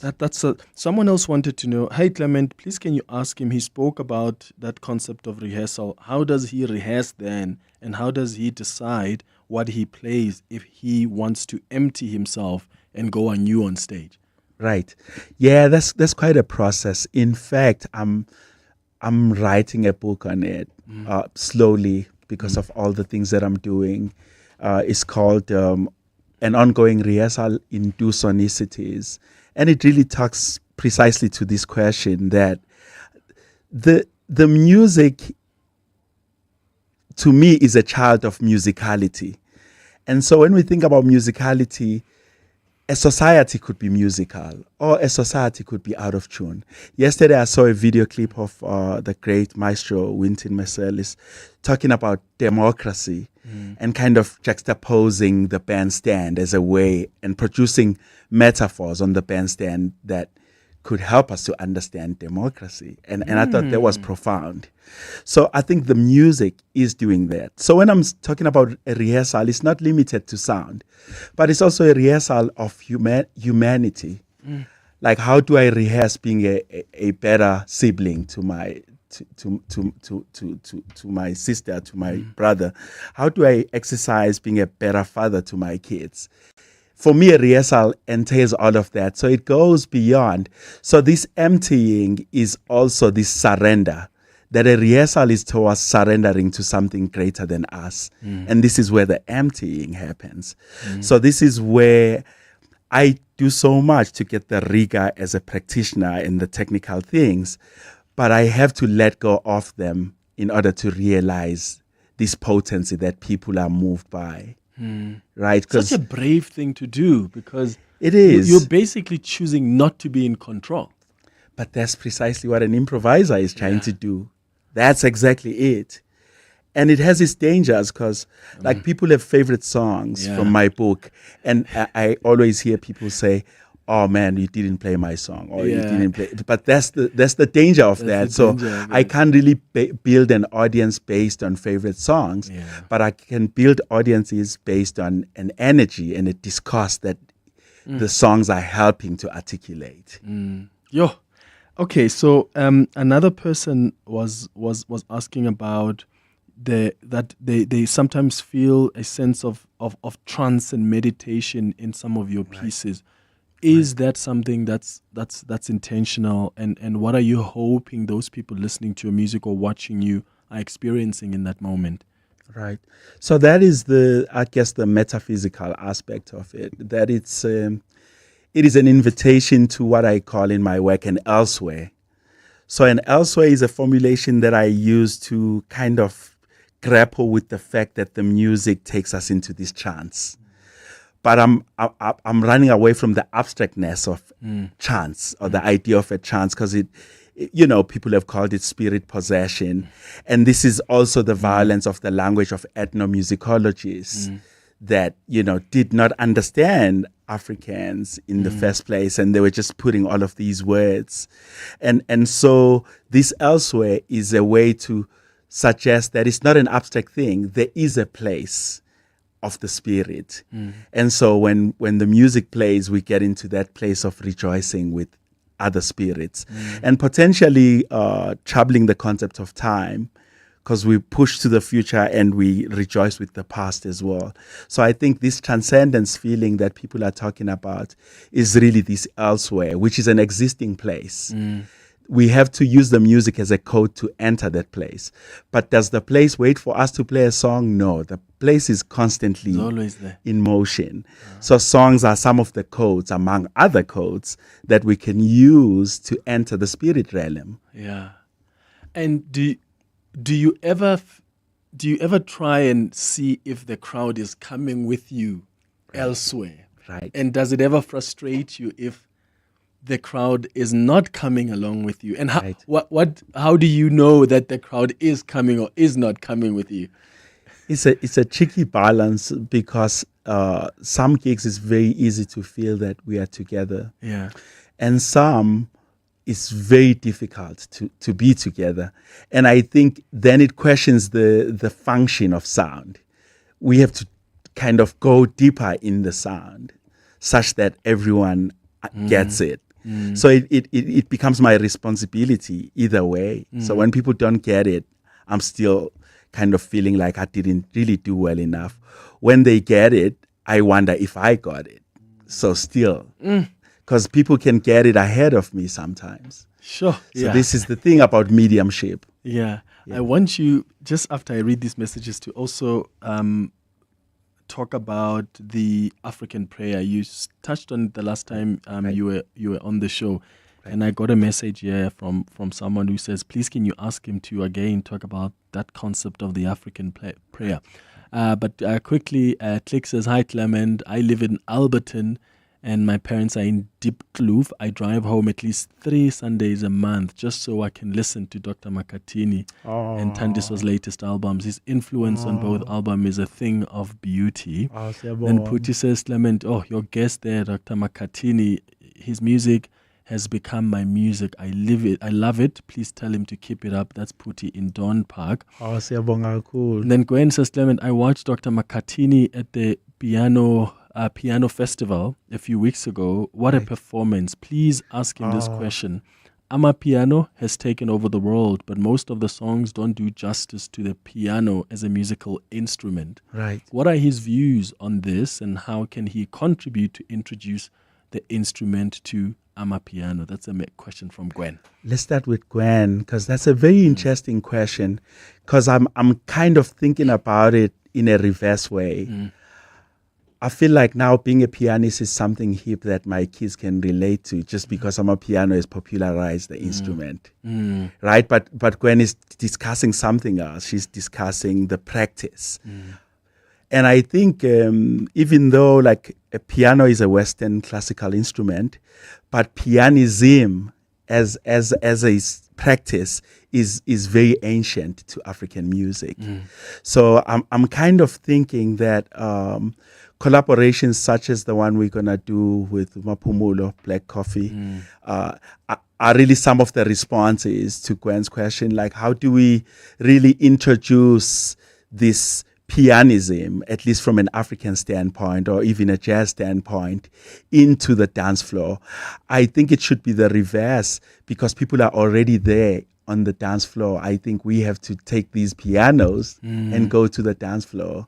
It's so I think there's a beautiful relationship between Amapiano articulations of what pianism is about and what we are doing in jazz. But I'm really excited for the Amapiano genre, and also just the kind of messaging that is in the songs. It's always profound, and I think there's an insurgence for this particular generation to be really thinking about indigenous knowledge system, particularly as it relates to worship and our own gods. We're seeking our own gods, which perhaps lead to then the question of the African prayer. Last time, I think we had tried to work from this word umkhuleko. Yes. And umkhuleko, when mawukhuleka, you're binding something. So it's like some kind of commitment to something. So the idea of umkhuleko is really about relationality. It's about sameness, right? It's about dissolving. So an African prayer is always seeking to dissolve within the communal to produce holism. And that's why it is an amen-less prayer, because it opens each time. It does not conclude. And I think, of course, the amen came with Christianity and this idea of closure. But I think an African prayer is an ongoing meditation that we start in the day throughout and we return to it, but it's ongoing. If the African prayer is addressing the ancestry realm or Ramatongo, which we had said they live in it elsewhere, which is ongoing. So there is no way of putting an amen within an African prayer. So an African prayer is a seeking to dissolve within a communal goal, a totality. So if the African prayer was intentional enough, I think the goal in it will disappear. I think that's the ultimate, because it's seeking to lose the one, right? It's not about asking for things. It's about revitalizing our connectedness, not just to humans, but to Ndu as a whole, to environment, to everything that surrounds us. Sure. So there's a tweet I want to read here before we take a quick break. Matlodi says, Clement, I think to Ndu's point there, I think undocumented lessons and knowledge are underrated and deliberately undermined to elevate those blinded by modern academia. Right. Indigenous knowledge systems have and will continue to sustain ordinary experts who learn through practice and observation. And to that point, I've written a paper called something post-coloniality, politics of formal and informal. And it really deals with those politics. What really counts as knowledge? What is formal? What is informal? What are the dangers of deeming our own knowledge systems as informal? And the perceptions we have around the informal knowledge system. Because Right. it's almost like they're not legitimate enough. But that's the thing. And the borders that exist between the formal and informal. So I think maybe the caller would be interested, or the person that tweeted will be interested in checking out that paper. Yeah. Thank you so much, Matlodi, for Siyabonga that. kakhulu. It's 9 minutes now before 11 o'clock. We're going to come back with more of your thoughts. You can call or send a WhatsApp on 0727021702. The Midday Report. Weekdays 12 to 1. Fikile Mbalula giving the outcomes of the NWC meeting. We will reset the button to engage with all political parties in the GNU, as well as those who are not in the GNU, to address the impasse with regard to the budget. We intend to do that within a period of 5 days to conclude the period of negotiation. Fikile Mbalula confirming the ANC will be pushing the reset button on the GNU. The Midday Report. With Mandy Wiener. 12 to 1 on 702. 702. You wouldn't want to pay more than you need for medical aid. So why overpay for car insurance? Switch to Outrance and you could save big every month. Lorette, a 61-year-old woman who is a real Outrance client, saves a too good to miss 725 Rand a month on her 2024 BMW X1. Isn't it time you got the real deal? Don't pay more. Switch and save today. SMS out to 45142. That's out to 45142. With Outrance, you always get something out. A licensed insurer and FSP. T's and C's online. Honey, what are you doing? I'm stretching for tonight. I thought you're not dancing at bachelorette parties anymore. Baby, we need the money to put Johnny through matriek mos. And what's the police uniform for? The clients feel safer when I wear it. No, man, just sell your bucky to We Buy Cars. They give the best prices and they pay you within minutes. Okay, but can I just go and dance one more time, please? You know how much I love it. No, the buyer's already on his way here. Wow, okay. Strapped for cash? Just sell your vehicle to We Buy Cars. The easiest way to sell your car by far. You're with Clement Manyathela. 702. Let's walk the talk. It's going up to 7 minutes before 11 o'clock. Solomon says, Clement, I can't wait to finally experience Nduduzo's performance at the MTN Bushfire. You're going to be there? I'm going to be there. I'm excited. I'm doing a duet with Omagugu. So it's really going to be special. I'm excited amazing. for it. Yes. People in Eswatini, we're coming. That's amazing. That's amazing. Right. Okay, Solomon, enjoy. And then Miss Lee says, hi, Clement. I have no words when it comes to Dr. Makhathini. Such brilliance. I really want to hear him live. And why are you talking about me now? To you, Clement, your interview skill is... thank you for the compliment. No, but read. No, it's not about me. It's not about me. And then MSN says, Clement, how does he feel? Please, can you ask him, how does he feel about jazz being only played on Sundays mostly in South Africa? Does he feel that there's a case to be made for jazz to be given more play? What do you think about that?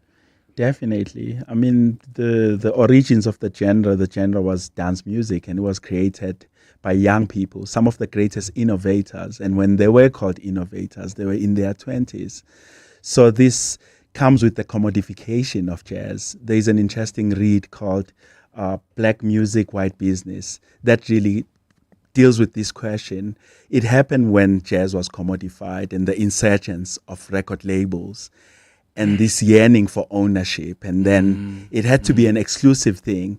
And that's why even like jazz festivals, they are overpriced and they happen in places where a lot of black people can't be. Yeah. So it's all the results of how jazz has landed in the hands of the capitalists.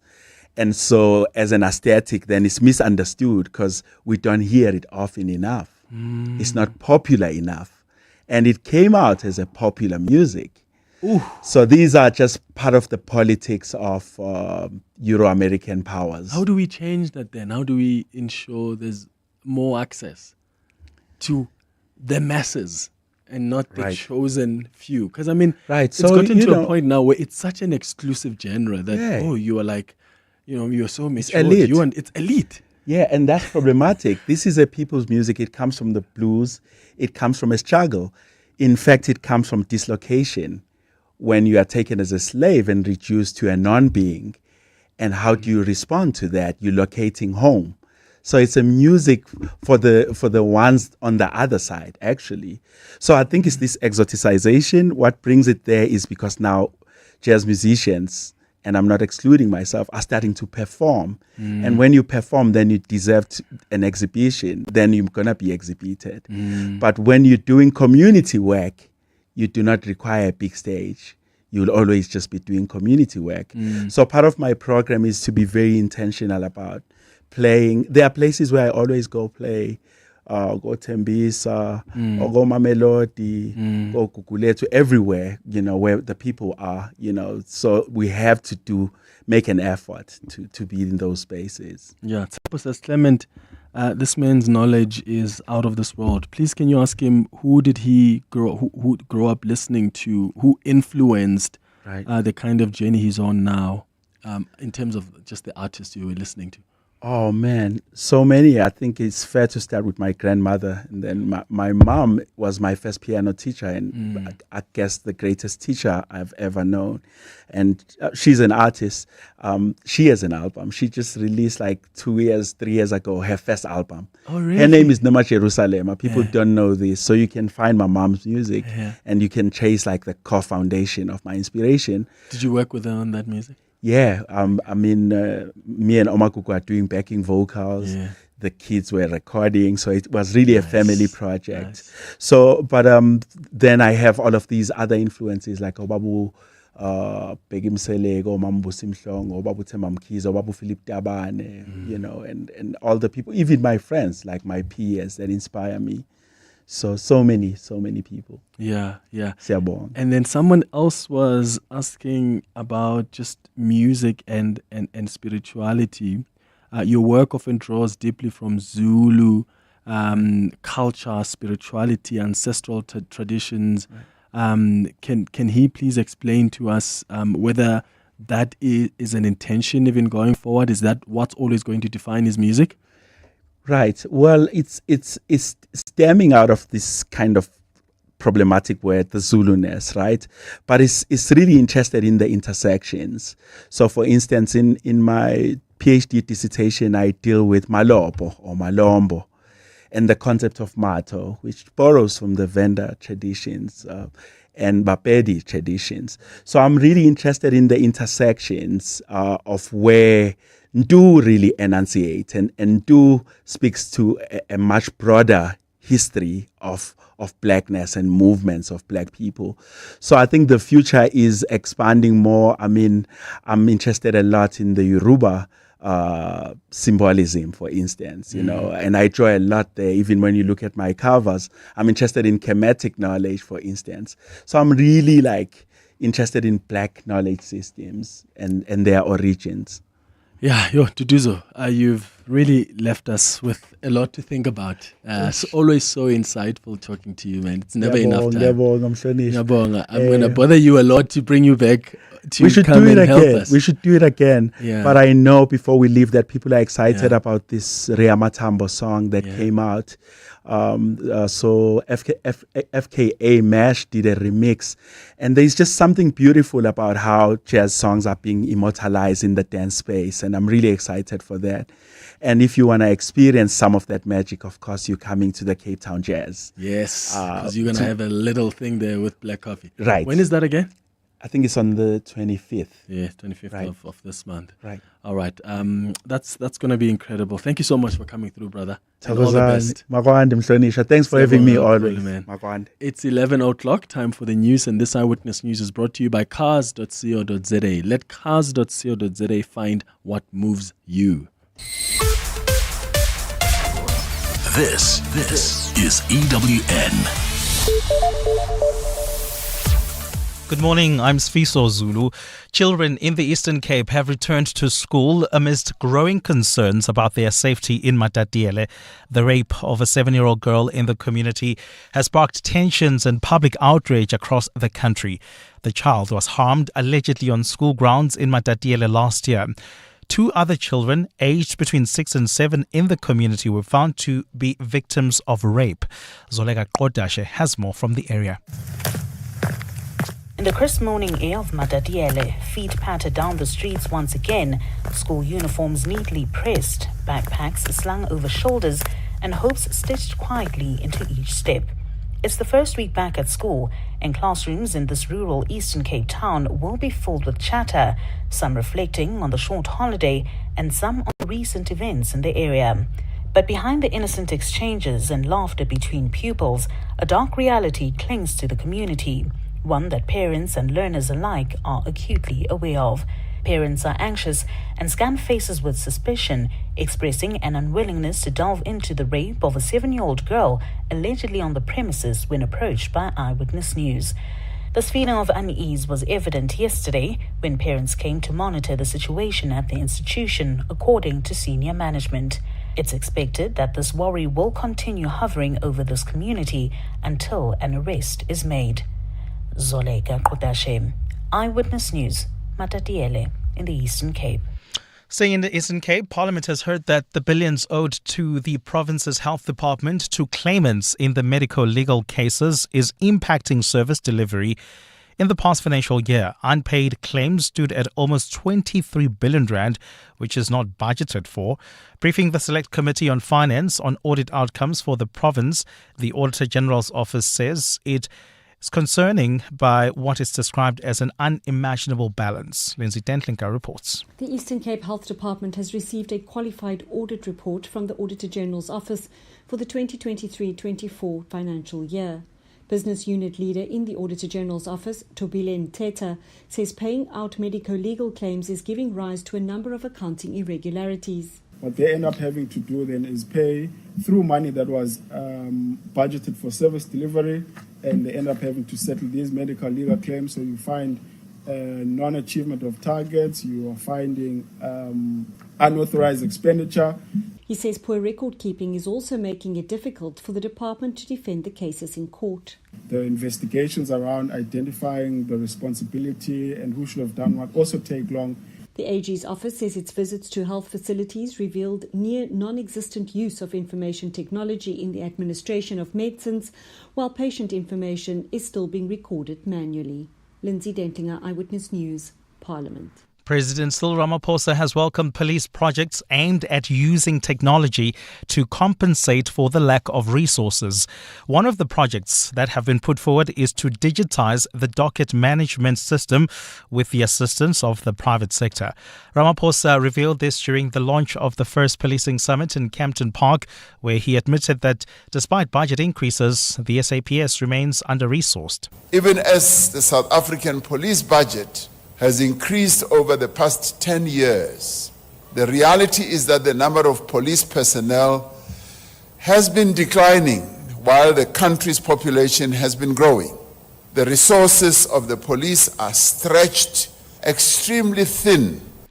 And South Sudan says it will accept a Congolese national deported by the US, whose case sparked a diplomatic spat when Washington revoked all US visas for South Sudanese. The U.S. administration accused South Sudan of not taking back deported citizens, sparking the showdown. South Sudan's foreign ministry says a citizen of the Democratic Republic of the Congo was deported to Juba this month under a false name, and as a result, he was sent back to the United States. But the ministry has now asked authorities at Juba airport to facilitate the man's arrival today. South Sudan says it remains committed to supporting the return of its citizens whose cases have been verified and who are to be expelled from the U.S. Gold is trading at $3,045.80 an ounce. The rand is at 19.63 to the dollar, 25.14 to the pound, 21.66 to the euro. Brent crude oil is at $61.33 a barrel. Leaving the Joburg CBD, slow-moving traffic. That's in the Selby area on Main Reef Road, approaching Church Street. Traffic lights still not working in Bryanston, Winnie Mandela Drive and Sloane. There's also faulty traffic lights in Rand Park Ridge at Bayers Nodia and the N1 North. A partly cloudy day in store for Gauteng with scattered showers and thunder showers. The temperatures will peak at highs between 22 and 25 degrees. The top story in EWN this hour: children in the Eastern Cape have returned to school amid growing concerns about their safety in Matatiele. EWN, in touch, in tune and independent. For the latest, visit ewn.co.za or download the EWN app. 8 out of 10 radio listeners suffer from CAR, or car advertising on repeat. Symptoms include fatigue, anxiety, and confusion. With so many car ads coming at you on your daily commute, buying or selling a car can feel overwhelming. But there is a cure. Cars.coza. Whatever car you want to buy or sell, cut through the and just go to Cars.coza and let's find what moves you. Cars.coza. You're with Clement Manyathela on 702. Let's walk the talk. Streaming on the Prime Media Plus app. DSTV channel 856. 92.7 and 106 FM.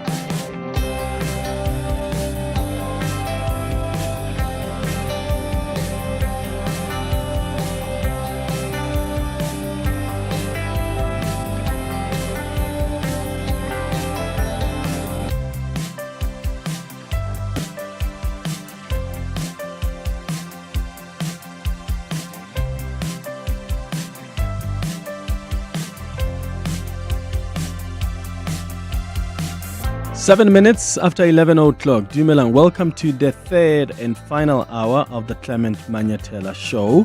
Fascinating conversation with Nduduzo Makhathini. If you missed it or you joined that conversation late, you may want to check out the podcast.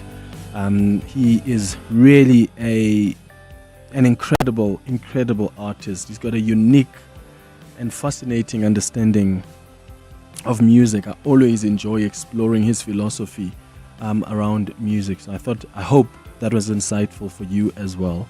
It's time now for our Listener's Choice feature. Burning questions. Insightful answers. Listener's Choice. With Clement Manyathela.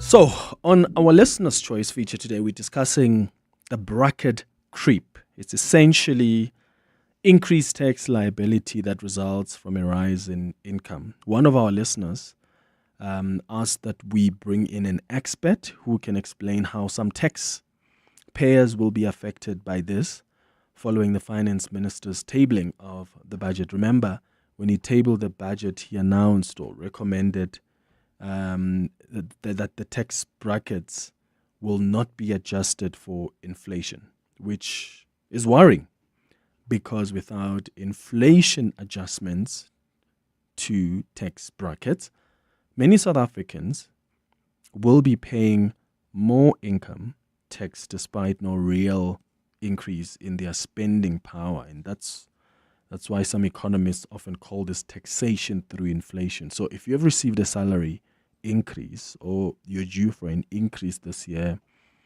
your take home could become less due to the proposal by Treasury not to adjust personal income tax for inflation, which is what Action SA, by the way, has as part of its recommendations to the finance minister.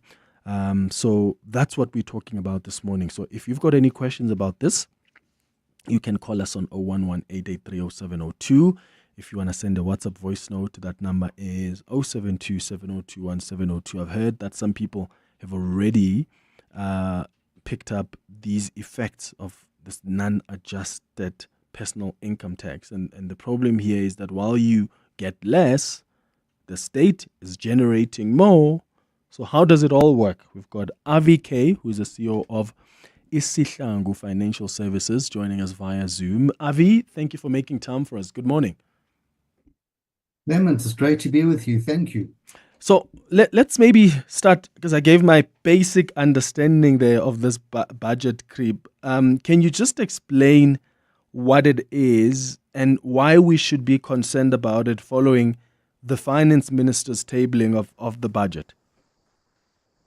So your introduction was absolutely spot on. And to summarize it, what happens is that we earn a salary. The employer is obligated to deduct PAYE off the salary that we get. The employer pays it over to SARS, and we come out with what we call our net salary. And we get used to that. And this is what we earn. The money comes into our account. Usually tax is taken off, and then they can add things like medical aid or a pension or a provident fund or your personal contributions to retirement annuity. Those things can also come off, but we get used to the net salary. Then what happens is that Clement gets called into the office and says, Clement, you're doing a brilliant job. We are going to give you a pay rise. And you're so excited because it goes up by a couple of R1,000. And in your mind, you're already thinking, how can I pay off this debt? How can I settle this? How can I maybe upgrade my quality of life, my standard of living, whatever it is? And all of a sudden, the salary bill comes through, and you look at your salary slip, you tear off those perforated edges, and you look at it, and you know that the money is going to be in your account tonight. And you say, but where's the money gone? I was meant to get R5,000 more, but I'm only getting, in the examples I worked out, round about 3,700 Rand more. Because often what happens is that you go from one tax bracket into a higher tax bracket, and that difference gets taxed at a higher rate. So you end up paying more tax on the extra that you've received.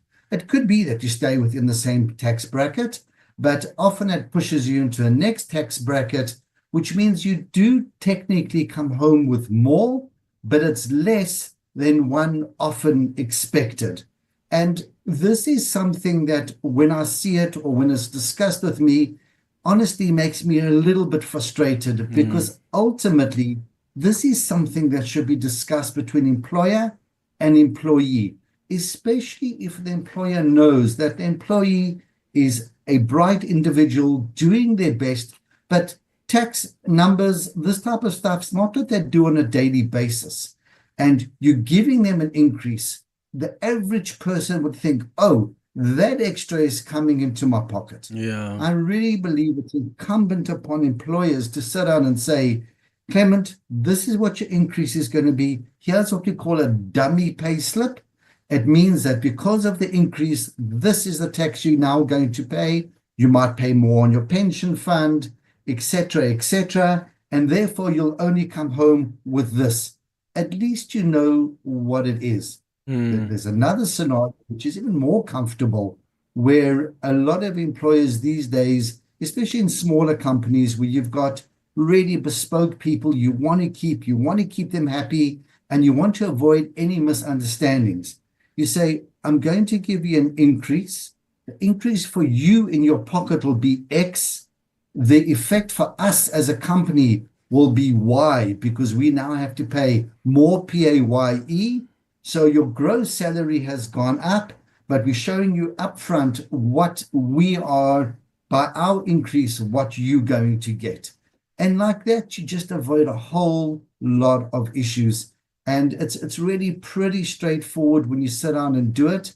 And my plea to both employers and employees is, please just be clear with us, be upfront, because there's nothing worse than a person coming to work the next day totally disheartened because they expected Y and the reality was not that.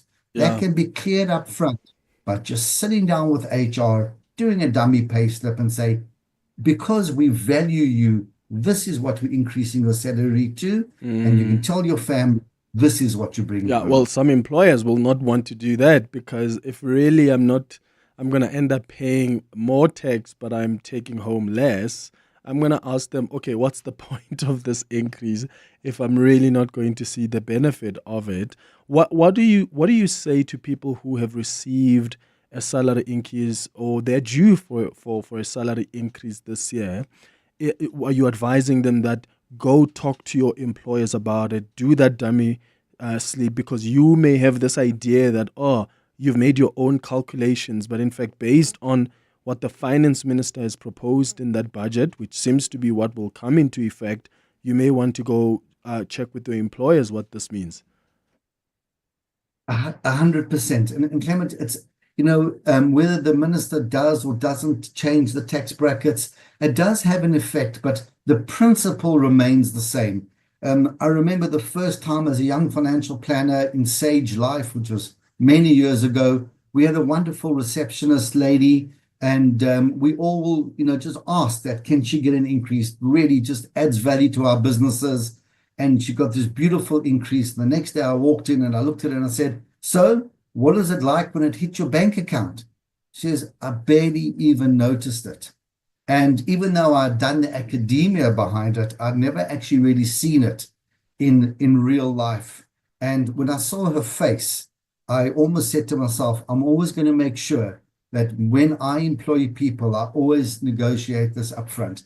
But there's also a maturity that needs to come into the discussion. These are facts of life. People pay tax, and bracket creep is a reality. So if you can sit down, number one, and discuss it, so all the cards are on the table. Number two, there are ways to limit it without doing things that are going to get the men in blue coming after you. So one can look at retirement funds. If you have your own retirement fund or a company retirement fund, you can look at maybe increasing that a little bit. That'll give you a bigger tax deduction, so that could help. You might not be on a medical aid scheme. That could also help on it. There's also tax-free savings accounts that one could use in order to help limit the impact of that bracket creep. And then you could also sit down with your company, especially if it's a smaller company, because in a bigger company, things are already set and an individual doesn't really have the leverage to negotiate. But in a smaller company, you could look at using travel allowance. You could look at vehicle or company vehicle reimbursements. There's fringe benefit taxes. Again, I'm not a chartered accountant. I'm not a tax specialist. I'm a certified financial planner. And we look at this. But again, I would really recommend that you just look at all these options. And once you unpack them, like anything else in life, it might be overwhelming in the beginning. But if someone has the ability to explain to you how they work, and you do a little bit of homework on it by yourself, you'll find that things will become clearer. You'll look at different avenues. But Clement, the bottom line is, as that cliched saying goes, the only two certainties in life are death and taxes. And taxes are something that we need to pay. And they are done in brackets. And as you go up, you will pay more tax. So one needs to be aware of that. And once you understand that is the reality, then you can start looking at structures, how to mitigate the effect on your net take home at the end of the day. Yeah, it's 18 minutes now after 11 o'clock. I want to take some calls and some WhatsApps. If you've got some questions for Avi Kay, who is talking to us about the budget creep and how it works, how it affects you. Maybe you have had a situation like that where you received a salary increase, but then your take home became less due to the personal income tax not being adjusted for inflation. You can share your experience with us on 011-883-0702 or send a WhatsApp voice note. I've got a few questions here, Avi. I'll start with the one about Tsapo says, Clement, please can you ask Avi there, this budget creep, does it impact more low income, middle income or high income earners or everybody across the board? And it's relative. So it affects everybody in every bracket. So as you go up in brackets, so the tax amount is larger and it will affect you in every single bracket. Ultimately, the smaller the increase, because the first jump is from 18 to 26%. So that's quite a big jump. And then it goes all the way up to, the low 40s. So it will affect everybody in every bracket. But what you'll find is as the earning capacity is larger, so the amounts that can be deducted tend to be able to be offset. If you take a retirement annuity across the board, which is something that was introduced not so long ago, it's 27.5% of your gross income across pension, provident, and retirement annuity. So it really gives a bit of wiggle room to move there. Medical aid, unfortunately, not much of a discount, so to speak, on tax. It's worked out on a formula and it's the same for everybody. So whether you're a middle or a higher income earner doesn't really make a difference. We all get the same rebate. So the bottom line is that it affects everybody similarly on the different brackets. And then does it matter how much your salary increase is? So in other words, those that mostly get affected by this, is it people who get that small salary increase or people who get a bigger salary increase, or that doesn't matter as long as you get pushed into a bracket, whether through a few numbers or bigger numbers? Clement, that's exactly the word you used, pushed. Because as you were talking, I was trying to think how to explain it. If you're standing on the edge of a cliff and you've got 10 meters before the edge of the cliff, and you get an increase of 7 meters, you still haven't fallen off the cliff. But if you get an increase of 11 meters, your first 10 are safe. It's your 11th meter that's going to get taxed at the greater tax amount because it goes into the next bracket. And that's why it's called bracket creep, because it creeps you into the next bracket. So yes, you can work within one bracket. And again, if you take higher income earners right at the top, the 1 to 3 percentile of earners in South Africa, there you can go from, let's take a figure, from 2 million to 5 million. It doesn't really make a difference. You're going to pay the same tax rate because you're above that threshold. So it's really just getting you over each hump as and when they arrive. Another question is around if the employer does sit you down and says, okay, this is a salary increase we're giving you, and this is a dummy pay slip, and you see on that pay slip that you're going to be affected by this because you're going to be paying more tax, but you're taking less home. So someone is asking then, what's advisable in that case? Do you just take that salary increase? Or is it advisable to just say, no, thanks? I think saying no thanks to an increase is a silly thing, because then you might not get it next time. I mean, just being facetious, though. Definitely always take your increase. But think about it. Maybe say to the employer, how can we structure this in such a way Is there a way I can get a quarterly bonus? Is there a way I can use it as a fringe benefit? In other words, instead of giving it to me in cash, can I get a petrol allowance? Can I get a service for my car? There's different ways of looking at it where you're not taking your wallet out, so to speak, and paying more tax. So yes, I would definitely look at it. And I'm not really appealing so much here to the employees. I'm more talking to the employer. There is nothing worse than a disgruntled employee, and there is nothing more pleasant than a satisfied, happy employee. And this is a simple way of saying, I really care about you and your family. And I want to sit down and I want to work out what is the best way for you.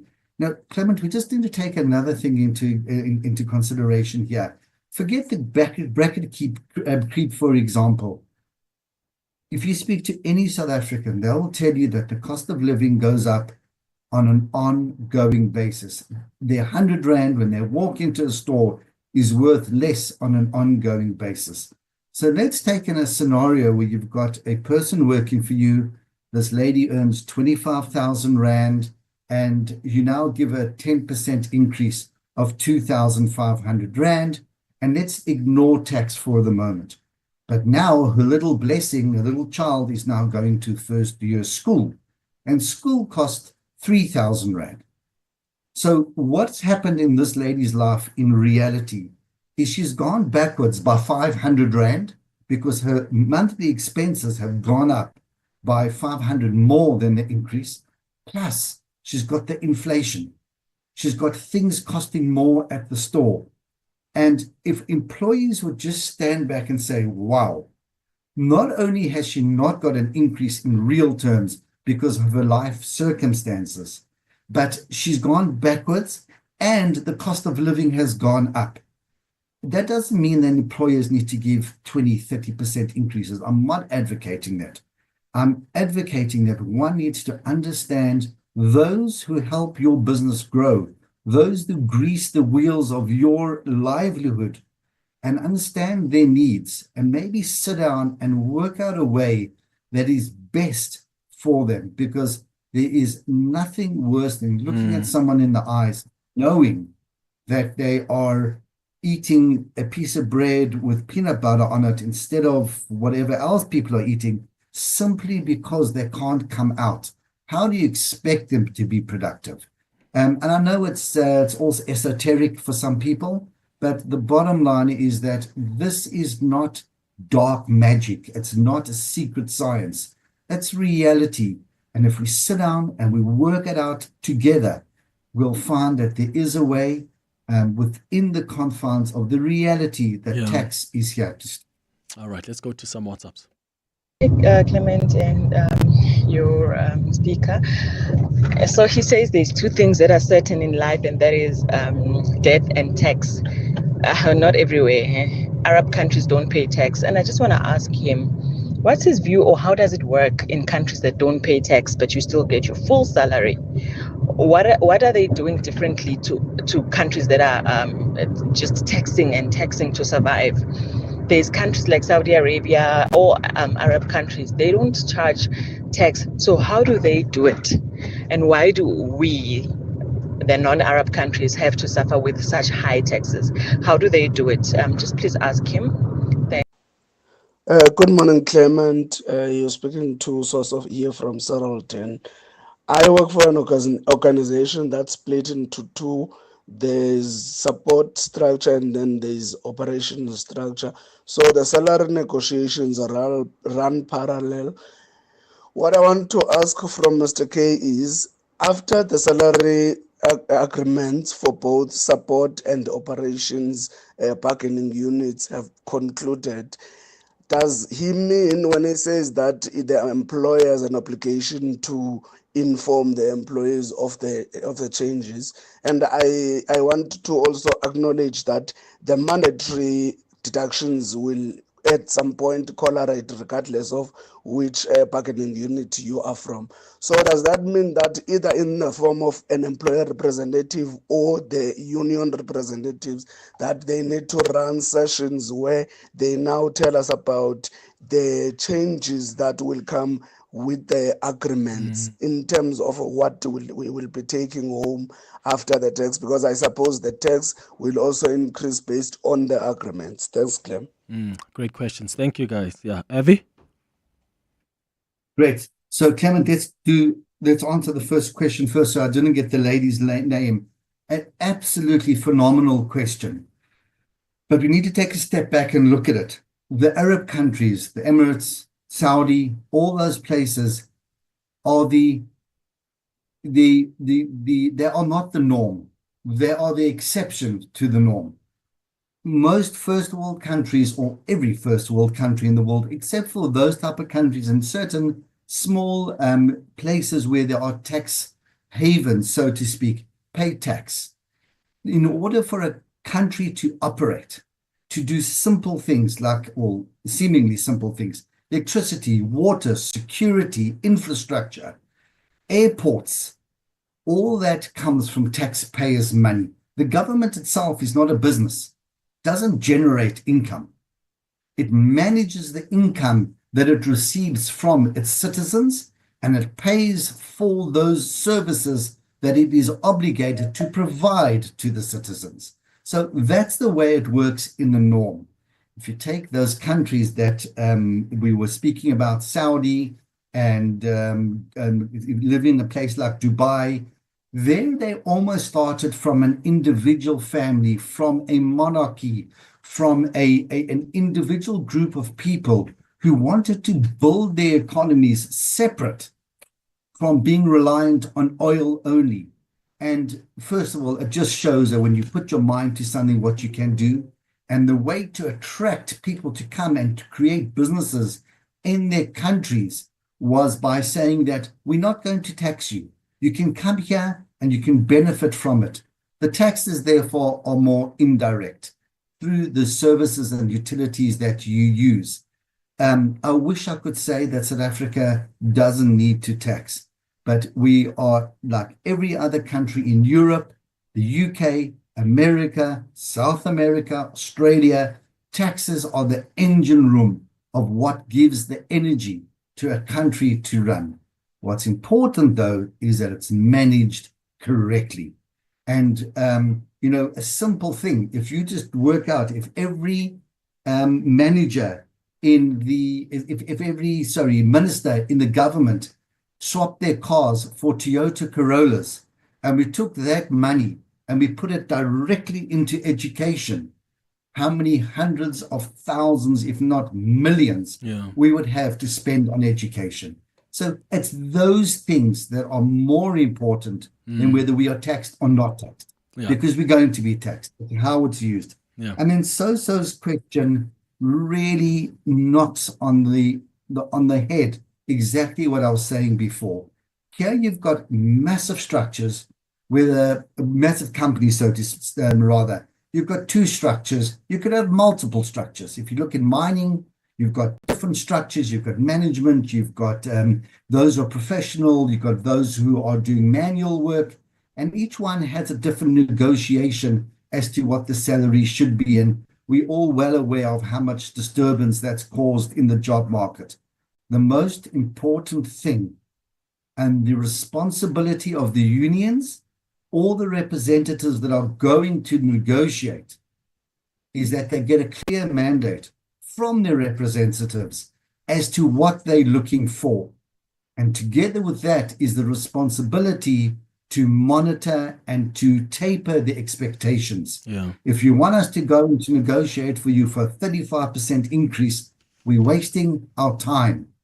Let's rather go in and see what is the norm, what is in the market, what happens around the world, and let us get a proper mandate from you that is something we can really get our teeth into with the employer.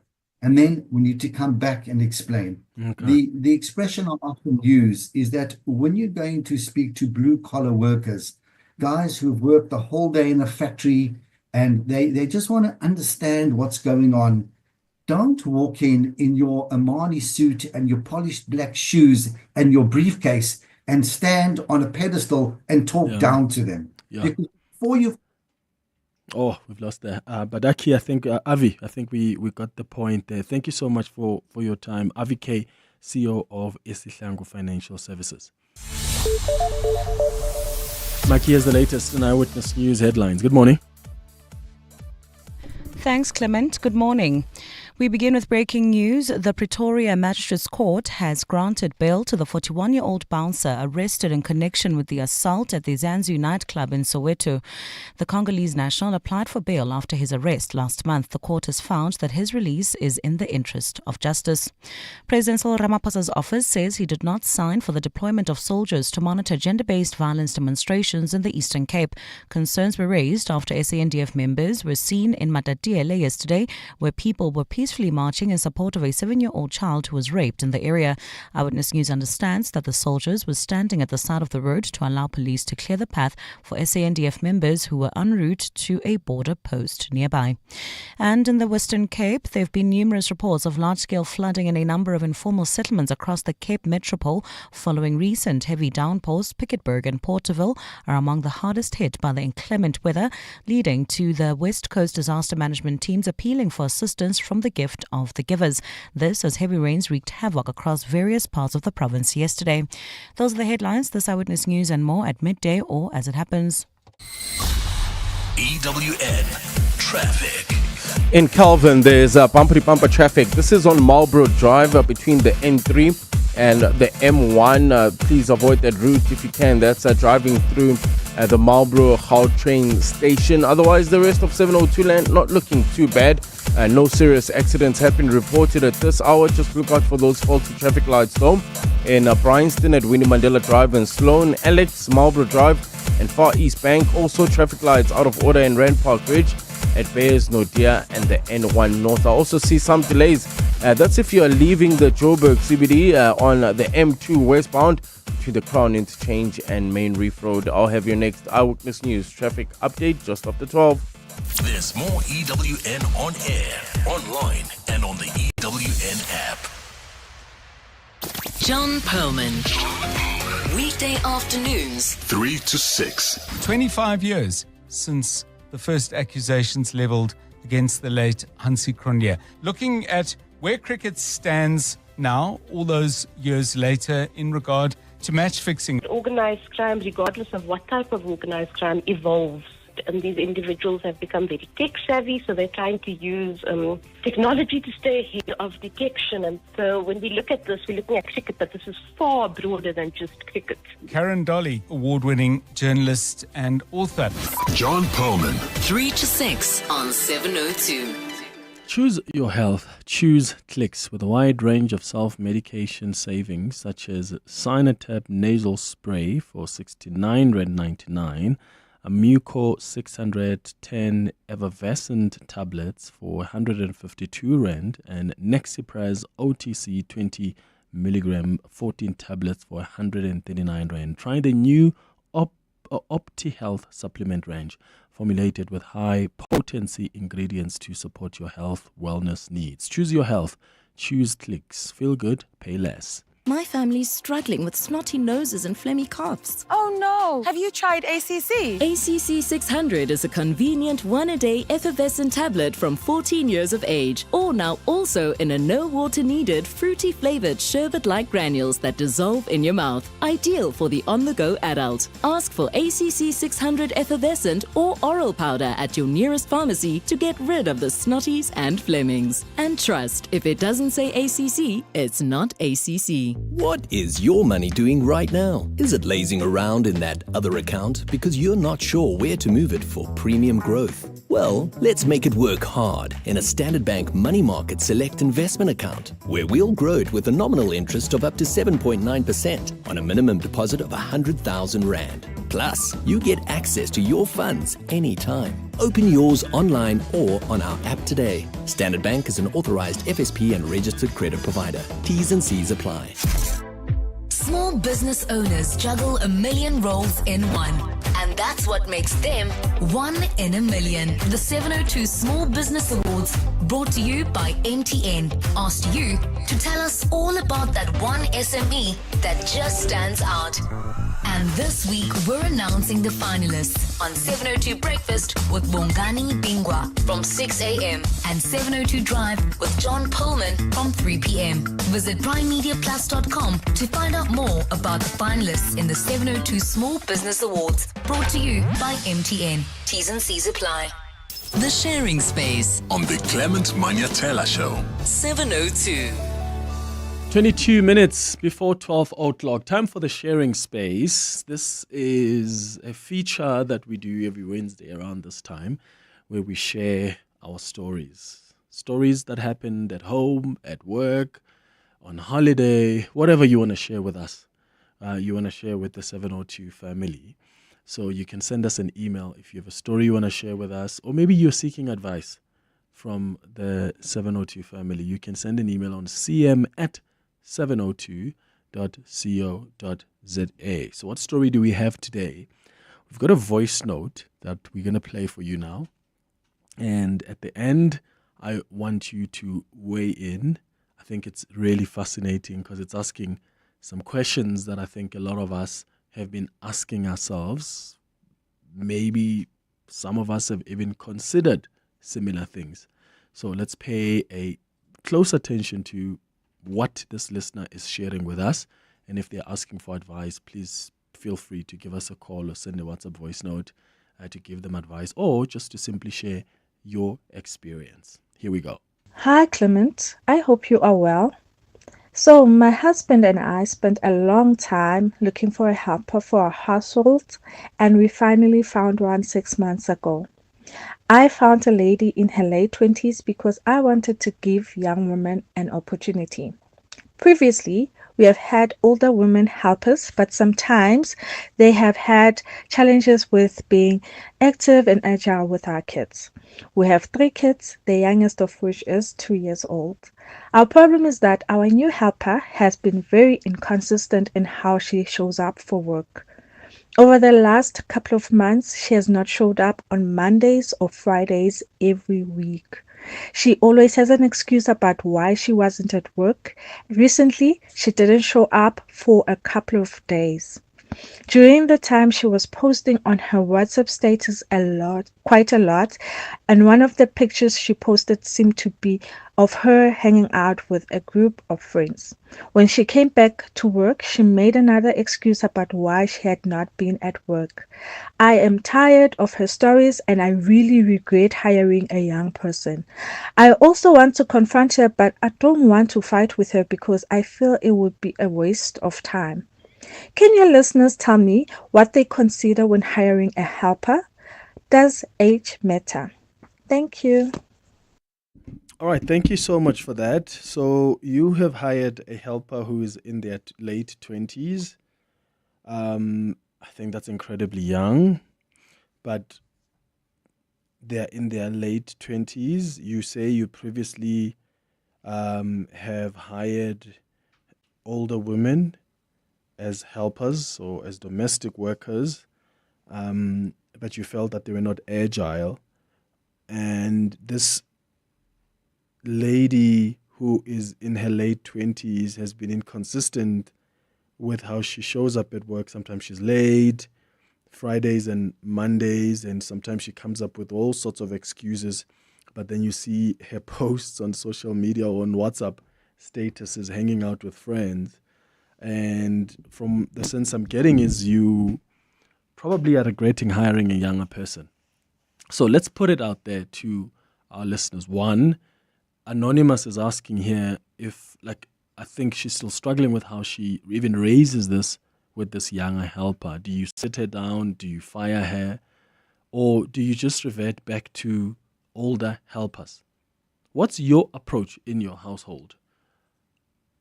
Have you always been consistent and intentional about hiring helpers or domestic workers that are much older because maybe they have experience with raising children?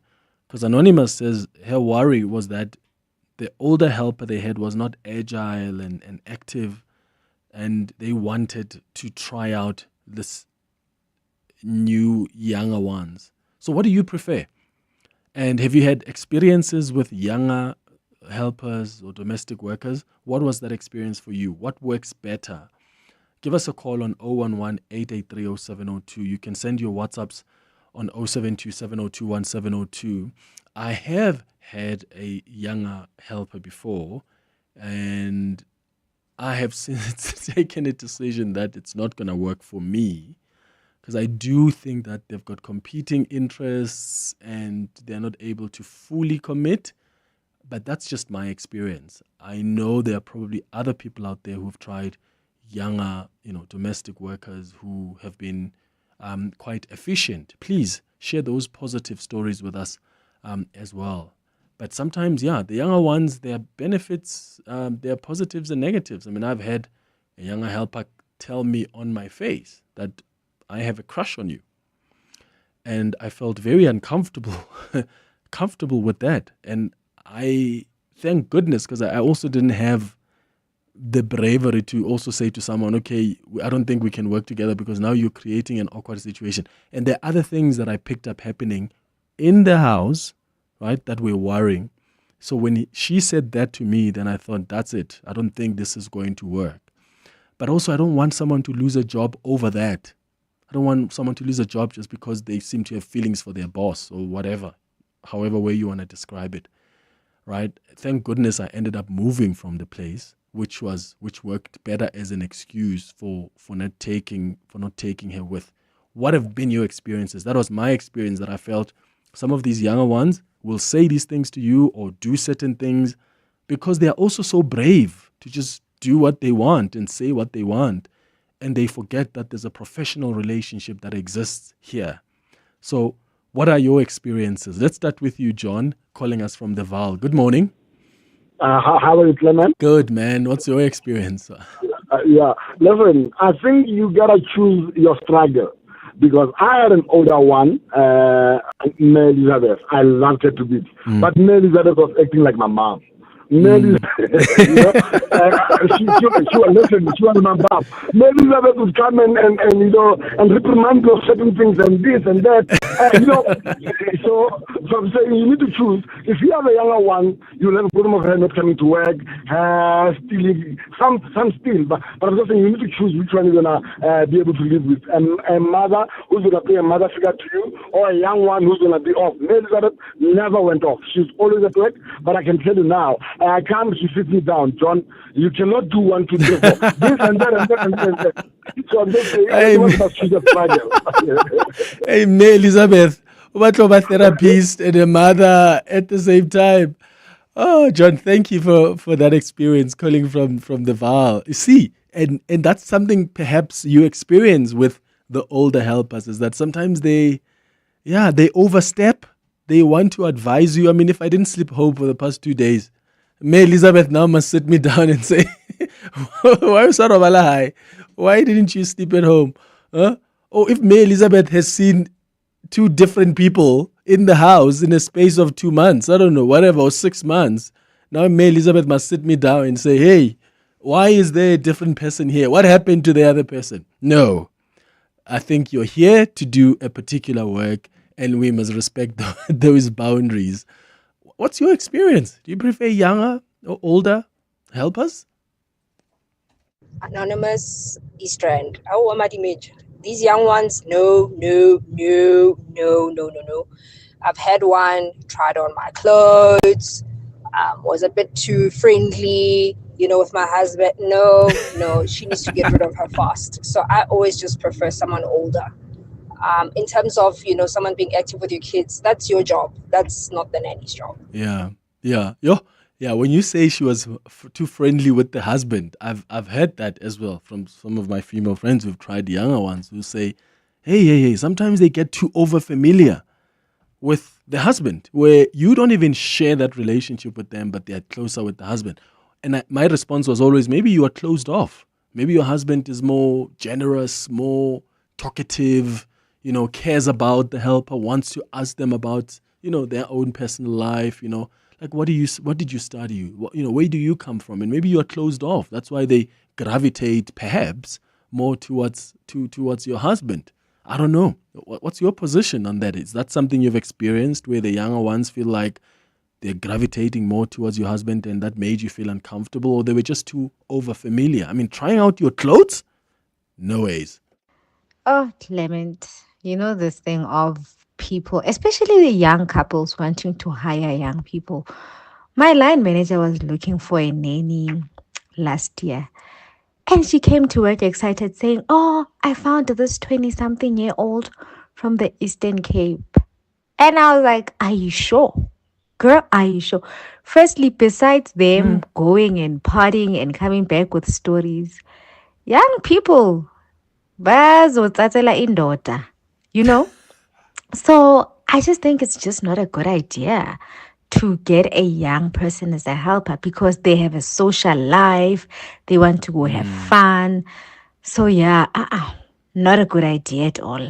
And in Anonymous's case, this young helper doesn't come to work on Fridays and Mondays. I mean, come on. We know, we've been there. We've been in our late 20s. Yeah? Not coming to work on a Friday and then on a Monday, especially at the month end. And then you want to say, come up with some excuse. But on WhatsApp there, you forget. Because that's a thing as well, hey? Some of you lie about things and then you go post there on Instagram or on WhatsApp. We're watching. Aubrey Masango. Weekday evenings, 8 to midnight. I hear the ANC giving stern warnings to Democratic Alliance, that good old fatherly wag of the finger, but this superiority complex of the ANC, that they are going to be wagging fingers at people that disagree with them, because I do not believe that there should be an increase in the VAT by 1,000,000%. Not in this environment when we've got a megalomania causing global economic havoc. Eamon, you are no longer the boss of this thing. When? Sit down. Aubrey Masango. 8 to midnight on 702. 702. 702 and Corporates at Care caught up with Sunshine Cinema co-founder and creative director Roan Pybus on tackling youth unemployment through mobile solar cinema kits. In the film world, if you make a really great film, a lot of documentaries have what they call an impact producing strategy. So how does this film reach an audience and tangibly change the mindset? And so we thought of a mobile solar powered cinema, and then we started talking to the filmmakers and saying, do you understand, we're not a for-profit model, but we think your film can be very useful here. For example, in a conservation space or gender-based violence, a community that's really got high prevalence of gender-based violence. Started with a tiny little solar-powered cinema in a box that I hacked together, and now we've got these boxes are all over the province. We operate now in Eswatini and Mozambique, Kenya, Zimbabwe. The cinema is a way to spark conversation. That's what it actually is. People ask, why cinema vital as an NGO model? We do this because we know when you show the film, people are going to react emotionally. They're going to feel something. Visit sunshinecinema.org to help South African youth shine. Let's walk the talk. Dear Journal, day 4,548 of trying to be an adult. I used to believe that I have 206 bones in my body. Now, I can hear that I have 206 bones in my body. Aggressively realizing your age? Get covered at pineapple.co.za. It's simple and like 19 Rand a day, so it's 100% the insurance for you. Underwritten by Old Mutual Alternative Risk Transfer Insurer Limited, a licensed non-life insurer and authorized FSP. Premiums are risk profile dependent. The Sharing Space On the Clement Manyathela Show. 702. 9 minutes before 12 o'clock. Yes. Age does matter when you're hiring a helper. Like, I'll say, for example, me, myself, like, she's over 55, right? So there's just that relationship, employee-employer, but still a mother-son kind of relationship, mother-daughter with my wife. And the boundaries are clear, the lines of communication are clear. Like, go easy, man, guys. Like, we are flowing, man. Go nandi. So, like, I'm sorry, youth unemployment is a real thing. We are all trying to help, but Fagamavili, let her go. You'll never find peace. Hi, Clement. To the listener, obviously, all the reasons that she told us are enough for her to fire the lady Like, not maybe fire is a strong word, but it's reasons enough to say, sorry, ma'am, but please, you're not working here because of 1, 2, and 3. And you shouldn't feel bad about that.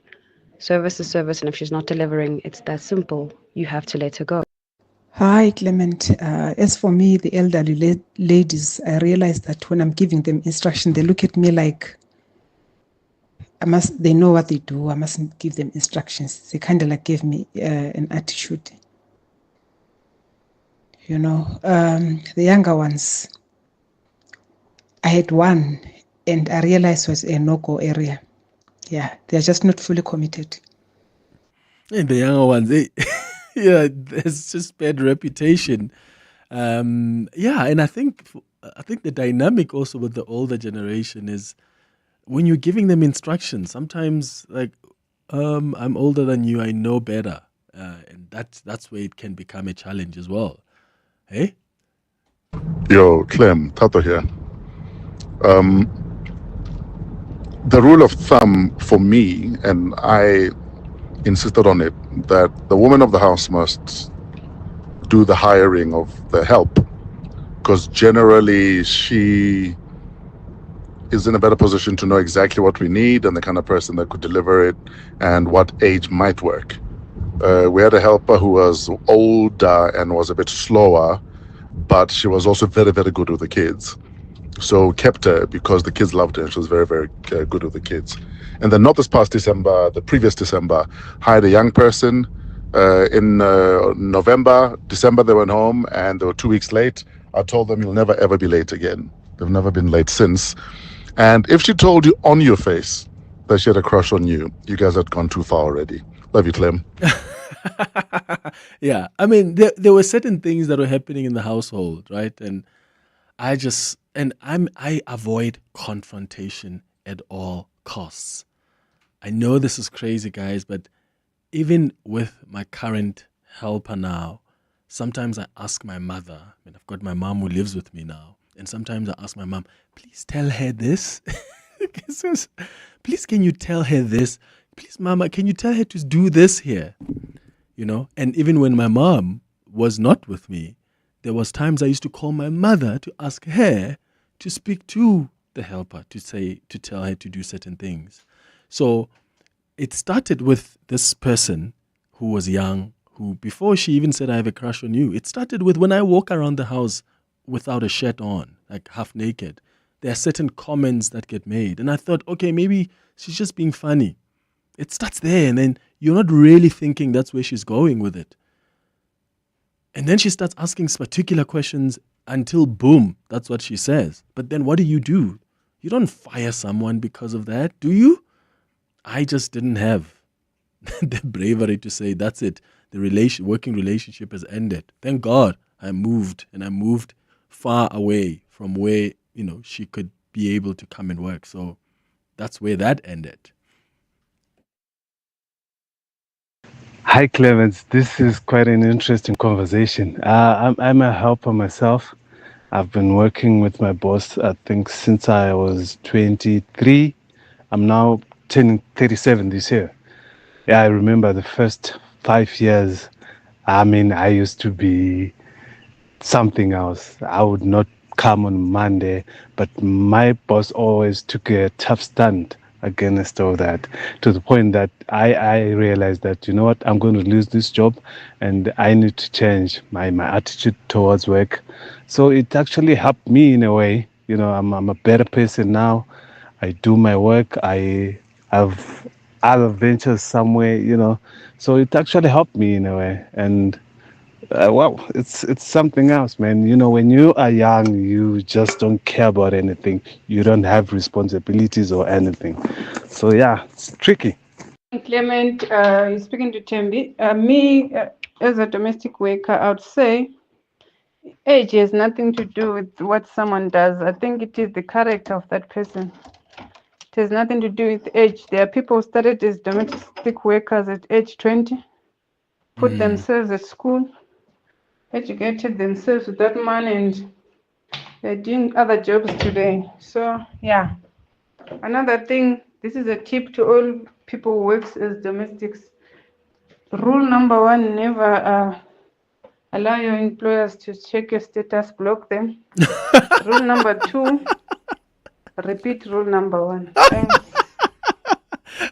I love that. Running a small business doesn't mean you face small problems. That's why you need Smart SME by Santam. It's tailor-made insurance built for small businesses. Even you, the plumber whose vehicle becomes a food truck on weekends, or you, the beautician, wearing many hats. We cover the all in small business. Visit santam.co.za or SMS Smart SME to 34852 to get a quote. Santam, this is freedom. Santam is an authorized FSP, a licensed non-life insurer and controlling company for its group companies. To walk the talk is to turn words into meaningful actions.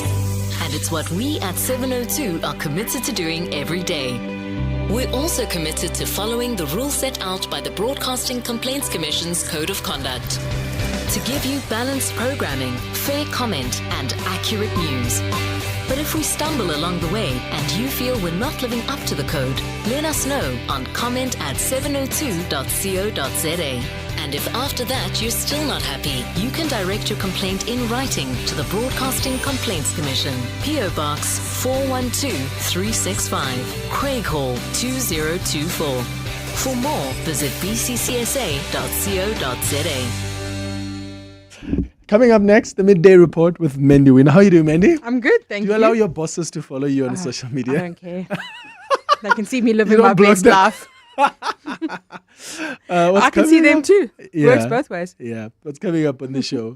The DA leader, John Steenhuisen, will be on the show today, responding to the ANC's resetting of the GNU and accusations that his party acted in bad faith. A report on the George building collapse is being released at the moment by the Human Settlements Minister. It's found non-compliance and system failures. The President has been speaking at the Women Judges Conference. The accused in the Zanzu case has been granted 10,000 Rand bail. And then one of my favorites, the Edelman Trust Barometer is out. And it shows an increased trust in institutions in South Africa post-GNU. All right, that's what's coming up on the Midday Report with Mandy. Your boss is lurking behind you. Oh. It's time for the latest in Eyewitness News. Have a beautiful day, my friends. I'll see you guys next week. I'm going to be running the Paris Marathon, but I'll be with you on Monday between 9 and 12. Have a beautiful day. Bye-bye. This is EWN. Good afternoon, I'm Maiki Malapo. We begin in the capital where the man arrested in connection with the Zanzu nightclub assault case in Pretoria has been granted 10,000 Rand bail. He was arrested following the circulation of videos showing young men being sexually violated by bouncers at